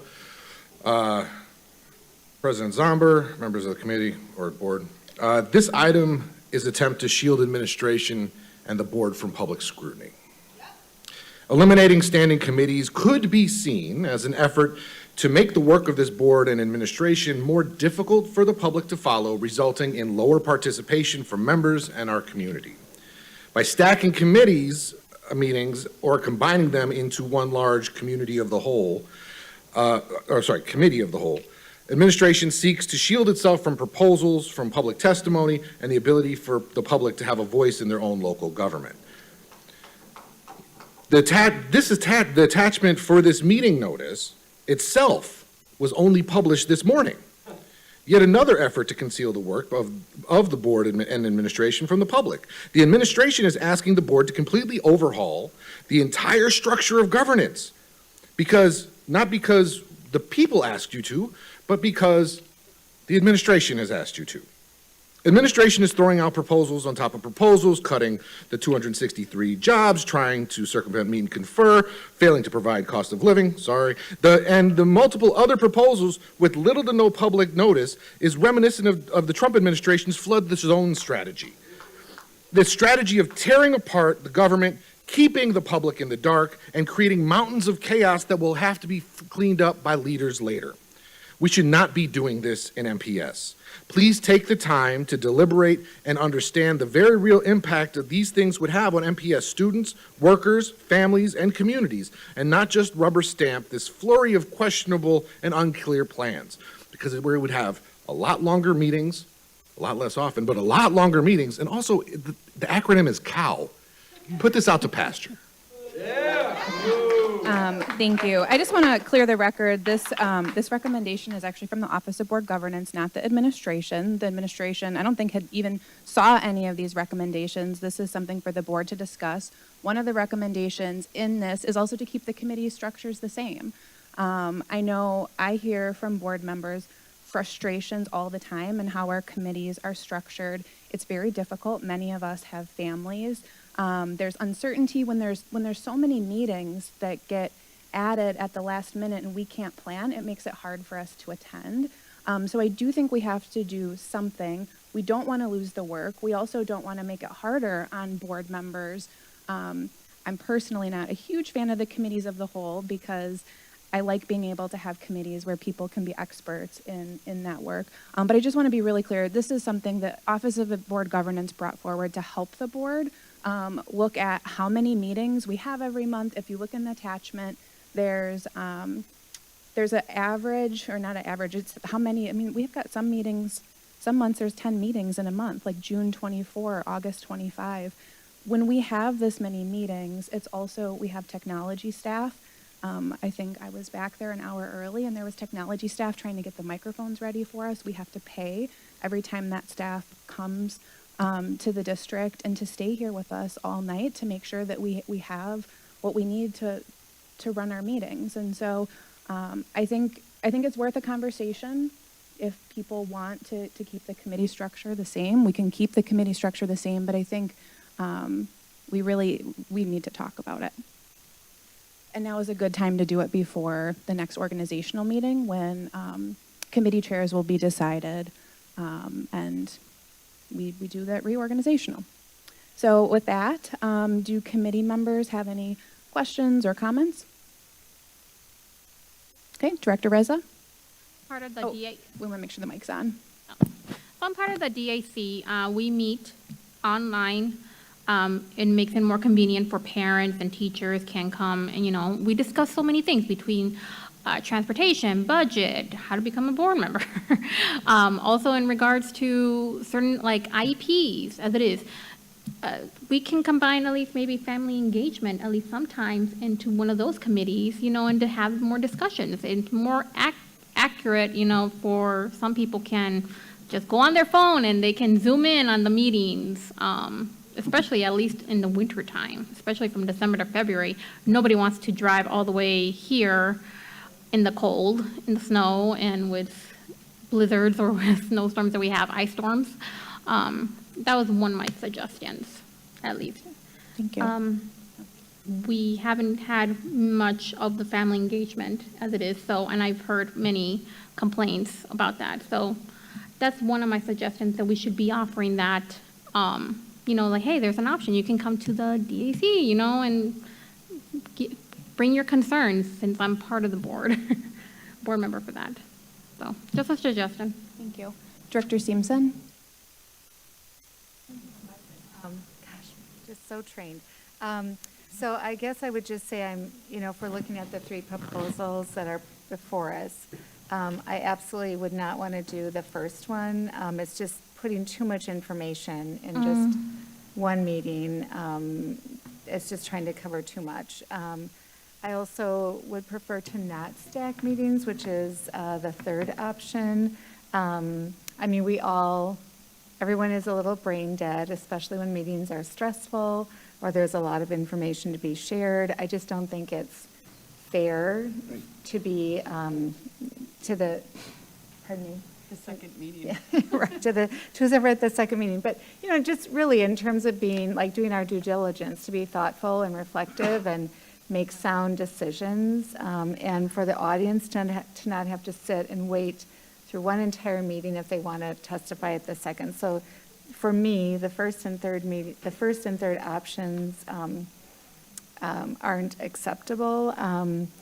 I could, with the second option, where we have sort of like the operations committee and instructional committee, then we have like a Thursday where there's the SPB and special meetings, and then the regular board. Like, that seems like a compromise. If people would like to make a change, that would be the only one that I would see would be acceptable, an acceptable format. But I also really hear what the speaker said about the committee meetings being left the way they are, because it does allow for information to come to the board in smaller chunks. I just worry about the two maybe getting too bulky. That would be my only concern. But option 2 is the one that I could buy into. Thank you. Director Vanoy, and then we'll go to Director Herndon. Thank you. I like also option 2 because I think what that frees us up for is maybe more time at the schools. Maybe we could have those long nights and so many committee meetings. I myself am on 3 of them. And when somebody's waiting for that second meeting and the first one goes over, especially if we're in closed session like the last time that happened and everybody had to wait, I think doing it this way and organizing them in chunks like that, I think would be very beneficial for the people in the audience. They would know, you know what I mean, it's one meeting, it goes all the way through. They don't have to wait for the second meeting like you were saying. And if we all know that those are the meetings and who needs to be there, it's more consistent and it is, and I love that the special meetings have their own night because those get out of hand. And I think keeping them on Tuesdays and Thursdays, everybody can hopefully be here for every one of them, and so we don't have absences and whatnot. So I also like number 2. I think it's beneficial for constituents and ourselves. Director Herndon? Thank you, Madam Chair. I went through this closely because many of us have spent a lot of long nights down here, so anything that could help reduce those long nights, midnight, 1 o'clock, would be beneficial, I think, to everyone. I like option 2 because it still keeps the meetings on the same nights that everyone's accustomed to. At the same time, in some of my constituents have complained because the life we've been leading for the last couple of years pulled us away from a lot of the activities at the schools. And they tend to coincide with Tuesdays and Thursdays. We're looking at option 2. It gives a couple Thursdays free in there that I think would be beneficial to each and every one to have. So that's my 2 cents on that. Thank you. Any other comments or questions? Nope. Director Ferguson? Thank you. I don't favor the first 2 because both of them sunset family and community engagement. And I don't think that's a good idea for our district. And the third, I would just ask a couple of questions about, so here we retain the current standing committees and their charges. So currently FACE and SASE only meet once per month anyway. So what is the difference from what we currently do? I see that most of our Thursdays are open with the exception of the regular board meeting. Does that mean that that regular board meeting is going to be 20 out of the 24 hours in a day? Dr. Owen Moore, would you be able to speak a little bit about FACE and what the Yes, where thank that you. work would live under those options? Madam Chair, Director Ferguson, and members of the board, Tina Owen Moore, Office of Board Governance. So the intention in this one is to not have as many nights for meetings. And so right now, FACE and SASE are separated on different nights. And so early, this one is just moving the SASE over and trying to schedule specials and SPBs when possible, aligned with those. Again, that could make for some longer nights. In either of the first ones, the intention was to potentially still have those topic areas, like having a FACE topic area, a SASE topic area as sections on the agenda, but not to have as many of the, like when you have 2 meetings in a night, you have to go through all the formalities of the openings, you have to go through all the readings of the where we're online and things like that. And so just to streamline a little bit and pulling those into there. if the board chose, the board could still have board members who highlight those specific areas, or divide them up in different ways. And our hope is that that family and community engagement really becomes part of everything that we're doing. We haven't had as much attendance at committee meetings from the community of late. We're seeing them more at these full board meetings or special meetings or strategic planning and budget meetings. So it's just thinking about how to streamline that work in a way that is most accessible to everyone and meets our constituents where they're at as well. Any follow-up? Also, personally, I think we should incorporate technology more for board members into our meeting structures. So the ability to have virtual meetings, I think would help with our workload. But if I favored any of these options, it would be option 3. But just to be clear, from my perspective, I'm not necessarily dissatisfied. My Tuesdays, Thursdays are pretty much, my mind is just I compartmentalize. So those I've just made available for the school board meetings. If I would change anything, it would be for us to have a virtual option to attending our meetings.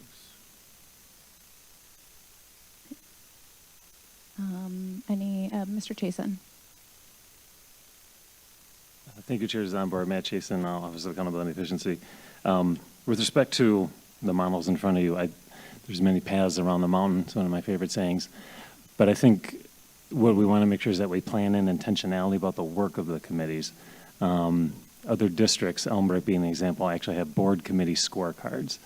And what they do is they set annual objectives and annual goals for each of the committees. And they have key performance indicators that they both track, and those are aligned to whatever appears in the district strategic plan. And so I would offer whatever method is approached here, that be part of the consideration. There should be intentionality behind what the work of the committee is, how it's measuring its performance underneath the district strategic plan, and make sure that's folded into whatever approach we have here. Thank you.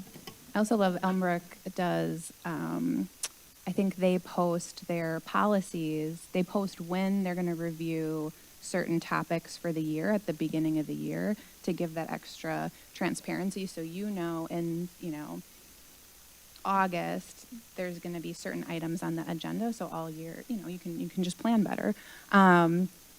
So Dr. Owen Moore, can I ask a question about, I know we're talking about FACE, the items that would be on FACE is the idea that they would be in both the operations committee and instruction committee. There would be certain items. And then I guess the other question is, where would the LRP items live? Would it be the same? You would just bring the policies to the operation committee or instruction committee, depending on what the policy, where it best fit. Yeah, the board could choose how to do that, whether to keep all the policies together and maybe do them as an operations matter, and that's kind of what I had imagined, but I could also see bringing them to where they actually, whether an instructional policy or an operations policy, that works as well. And then family and community engagement, there are specific topics like recreation, enrollment, satisfaction, community satisfaction. Those are different topics that are part of that. So thinking about where do those fit best, or keeping it as a separate subject heading under, you could go with either operations or instruction there. I can see where you could, but when I said that every committee meeting should be about family and community engagement, that's really the purpose of the board meetings, is family and community engagement. And so every board meeting, every strategic planning and budget meeting, every special meeting, that's what the aim is. And so if whatever we structure can do that better, make it more possible, make it more open, make it more transparent, that is what the thought is in mind in doing so. Thank you. Any other? Superintendent Casilius. President Zahn, board members, I really am proud of all of you for looking at the committee structure just so that it is meaningful. I very much support Mr. Chasen's idea of having KPIs aligned to the strategic plan. I think that we need to finish our strategic plan. It's been pushed off the agenda a couple times, and so hoping to get that back on, and then from there, we could move forward with those KPIs. I think that's a really good idea. I also think it would be a great idea, and I know we have technology here, and I've talked about kind of these big desks that we have, but finding ways where community can be more engaged and out in the community as well. That was part of the intent with the FACES committee meetings, to get out. I know I have found it tremendously valuable in my 9 listening sessions, in the 4 hearings that we're having. Parents and community are starting to get used to them. They're getting more, we're getting more people coming out. I mean, we don't have just like 5 or 10 people. We have like 40 to 50 to 60 people at these events. So, I want to get more community engaged in the process. So going out as well, like if we could have quarterly meetings and name them at like audit, budget, and academics as our key areas, and then go out during that. I'd bring that as a thought, just to have in the back of your mind for a couple of these meetings. If we could go out to the community forum, and we'd be happy to market them and that sort of thing. And if it's okay, Chair Zomber, members of the board, I know Nita would also ask that I talk about the Beyond the Boardroom effort, because that really has been something that our office has been strategically working on, making sure our board members are getting out into the community for community events and scheduling them every month for board members to do. So the community, you are where the community is, not just here. So this is important, and that is important too. Thank you. Any other comments or questions? The organizational meeting's next month. It is. So if we don't take any action on the committee structures, we would just have the same committee structure that we currently have. Yeah. Or we can take action we would probably have to change the policies. We would have to direct probably Office of Board Governance, maybe with OAE, help to redo some policies based on, for us to approve based on whatever option or variation we wanted to consider. If anyone wants to be bold and suggest one. Director O'Halloran. So I only have like 1 year left, so it feels a little like I should be looking to this side of the stage, because you all will be continuing on, and so I do hear at least some appetite for change. I would also agree with my colleagues who have said I'm not a fan of the committee of the whole structure. I feel like that lacks a certain specificity. I do prefer, I understand it's still committee of the whole, but the operational and instructional models, so that there's a little bit more of a narrowly defined scope. And so, if no one else will make a motion or consider it for consideration, I would move that we move forward with the 2 committees of the whole, operational and instructional. Did you say of the whole? The committees, the number 2. Okay. No, not committee of the whole. It's noticed on. Sorry, number 2 is the, in the attachment says 2 committees of the whole, operational and instructional.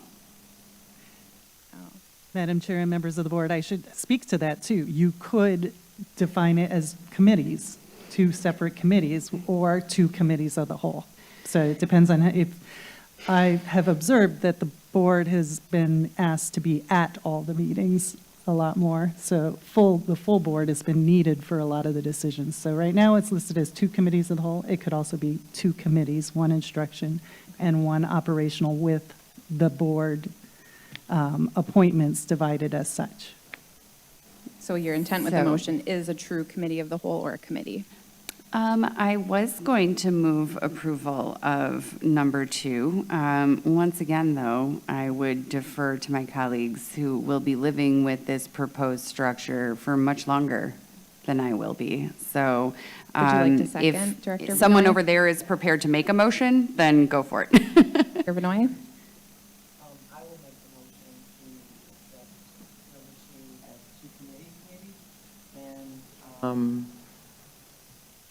Yeah. Except number 2, but as 2 committees. Not 2 committees of the whole. Yeah. However it's titled, I mean, that's fine. And do we have a second? Well, I guess that was the second, but it was different. Sorry, Director Ferguson. It's a work session, so we can be a little more. Yeah. Okay.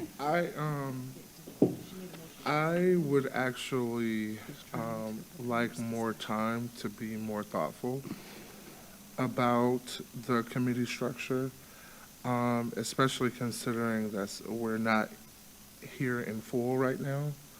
I would also like to give the other board members that are not here an opportunity to weigh in as well.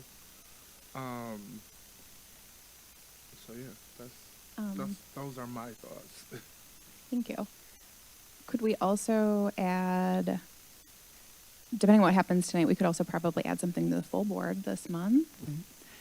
Or direct us to potentially bring back the In your language for report? those committees to the whole board before a final decision is made?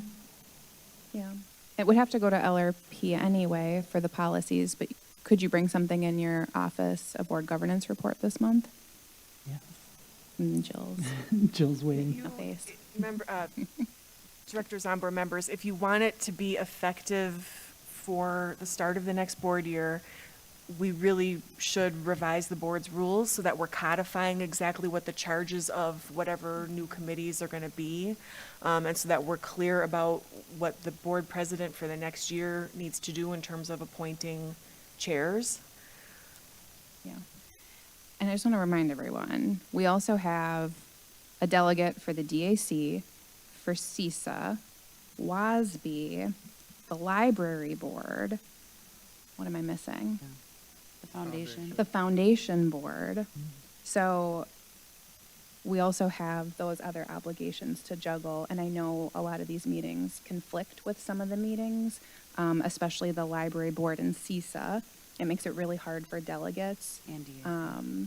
And if we do special meetings and if it overlaps with the DAC, that's hard for you. So I think there's just a lot of things to consider around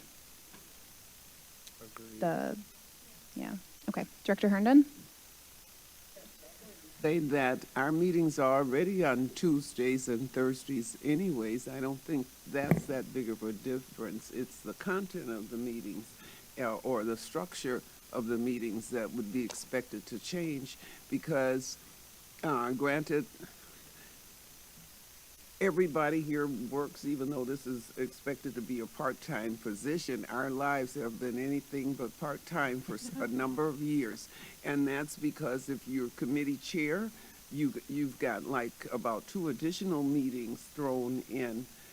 And if there's something that goes on somewheres in the district, you might have to make a quick run down here for some reason.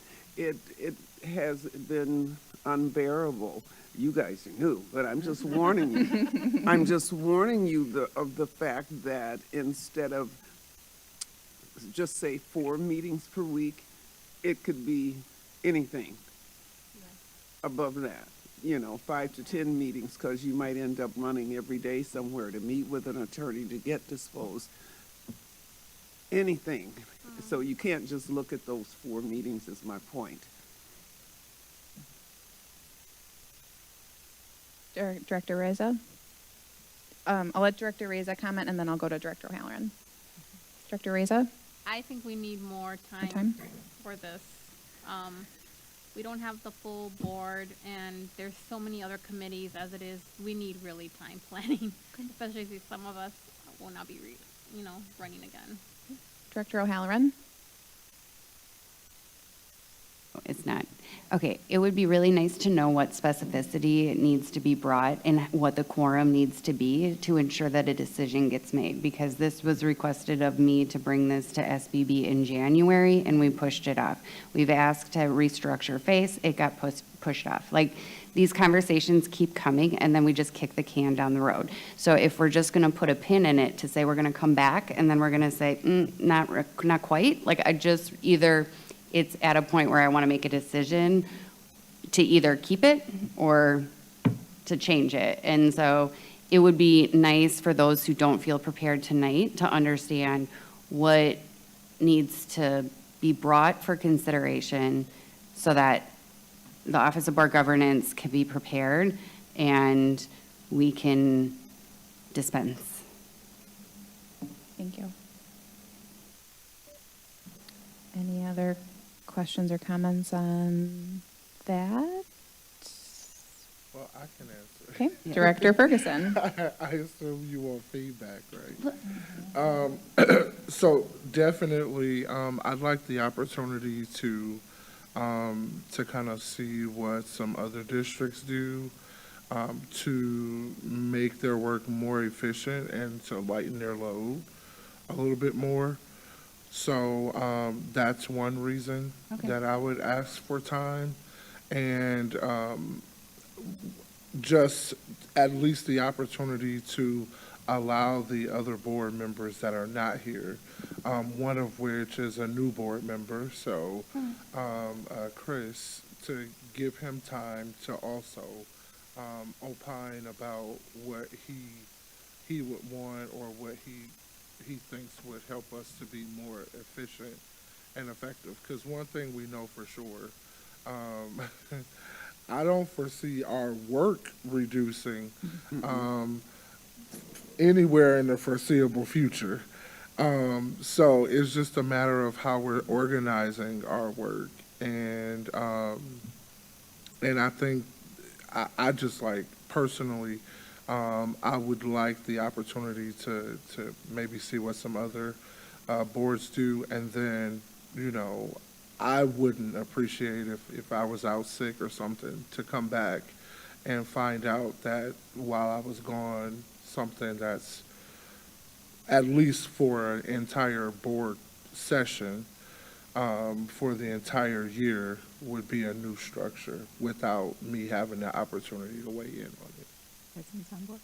Chair Zomber, Director Ferguson, and members of the board, I also want to let you know that you have the power to bring it back at any time, too, if you are finding that something needs to change. Like, this is the board's work, so how you do your work is up to you. I have a question, too. Dr. Caselius? Madam Secretary, I'm wondering if in any of these three proposals, still at the call of the chair could be SPBs, right? So at the call of the chair, so it's not, would be whatever option they would choose would be the minimum.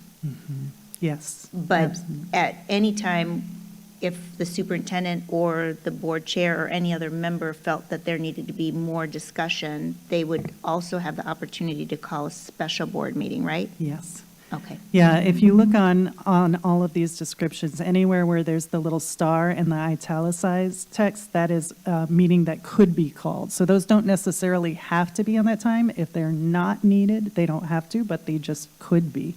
And so I've heard that Tuesdays and Thursdays are the best, so people will try to honor that no matter what. And unless there's emergencies, like Director Herndon says, they do come up at times.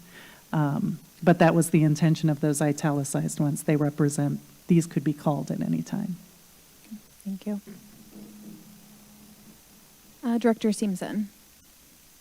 I was just going to say, I appreciate that Mr. Chasen brought up the Elmbrook School District, because if you're looking for like sort of a model, that's a really good one to look at. I know former Director Gokul Gandhi, that was like one place she would always go to as sort of like a guiding, you know, to look to that site for guidance. So I would say looking there would be really helpful.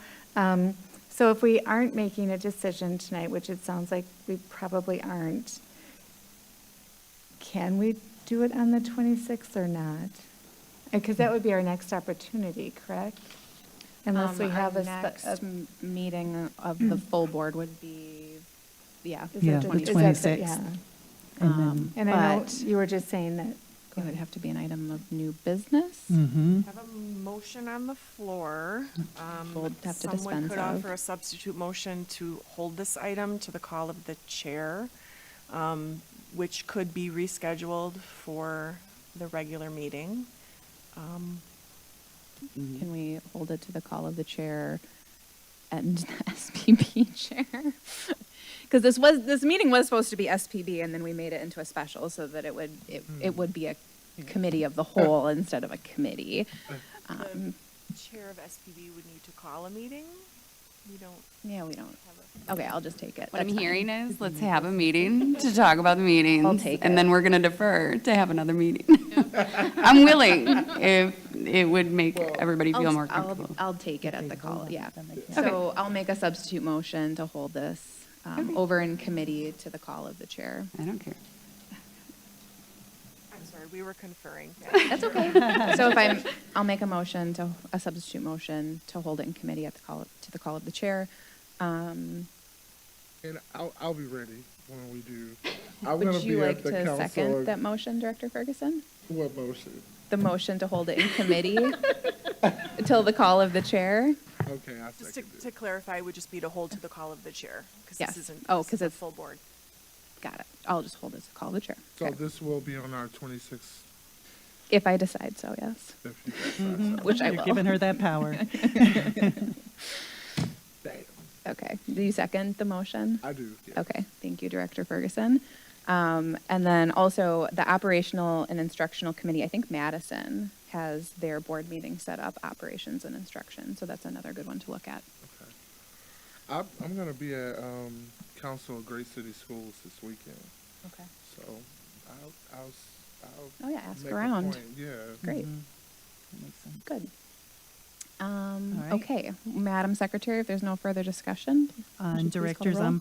Director Zomber's motion to hold this item to the call of the chair, Director Ferguson, Aye. Director Herndon, Director O'Halloran, Director Reza, Director Seamson, Director Vinoy, and Chair Zomber. Aye. That's 7 ayes, the motion passes. Thank you. Madam Secretary, our next two items were noticed for closed session. Would you remind us of those items, please? Madam Chair, item 6 is consideration of negotiation strategy with respect to base wage proposals exchanged with bargaining units, and item 7, consideration of and possible action on employment matters that require closed session. The chair will entertain a motion to retire to closed session pursuant to Wisconsin Statute 19.85, parent 1, parent E, for the purpose of considering negotiation strategy, and pursuant to Wisconsin Statute 19.85, parent 1, parent C, parent F, and parent G, to consider employment, promotion, compensation, or performance evaluation data of employees over which the board has jurisdiction, to consider financial, medical, social, or personal histories or disciplinary data of specific employees, preliminary consideration of specific personnel problems, or the investigation of charges against specific persons which, if discussed in public, would be likely to have a substantial adverse effect upon the reputation of any person referred to, and to confer with legal counsel for the board who is rendering oral or written advice concerning strategy to be adopted by the body with respect to litigation in which it is or is likely to become involved relative to these employment matters. May I have that motion, please? May I have that I motion, feel like you please? should say that, yes. Does anyone move? Director O'Halloran? Okay, do we have a second? Seconded by Director Reza. All right, Okay, if there's no further discussion, the secretary will please call the roll. On Director O'Halloran's motion to retire to closed session pursuant to Wisconsin Statute 19.85, Parent E, Parent F, Parent C, and Parent G. Director Ferguson. Aye. Director Herndon. Aye. Director O'Halloran. Aye. Director Reza. Aye. Director Seamson. Aye. Director Vinoy. Aye. And Chair Zomber. Aye. That's 7 ayes, the motion passes. The board will now retire to closed session. The board may return to open session to take action on matters discussed in closed session. Otherwise, the board will adjourn from closed session. Madam Secretary, please note the time.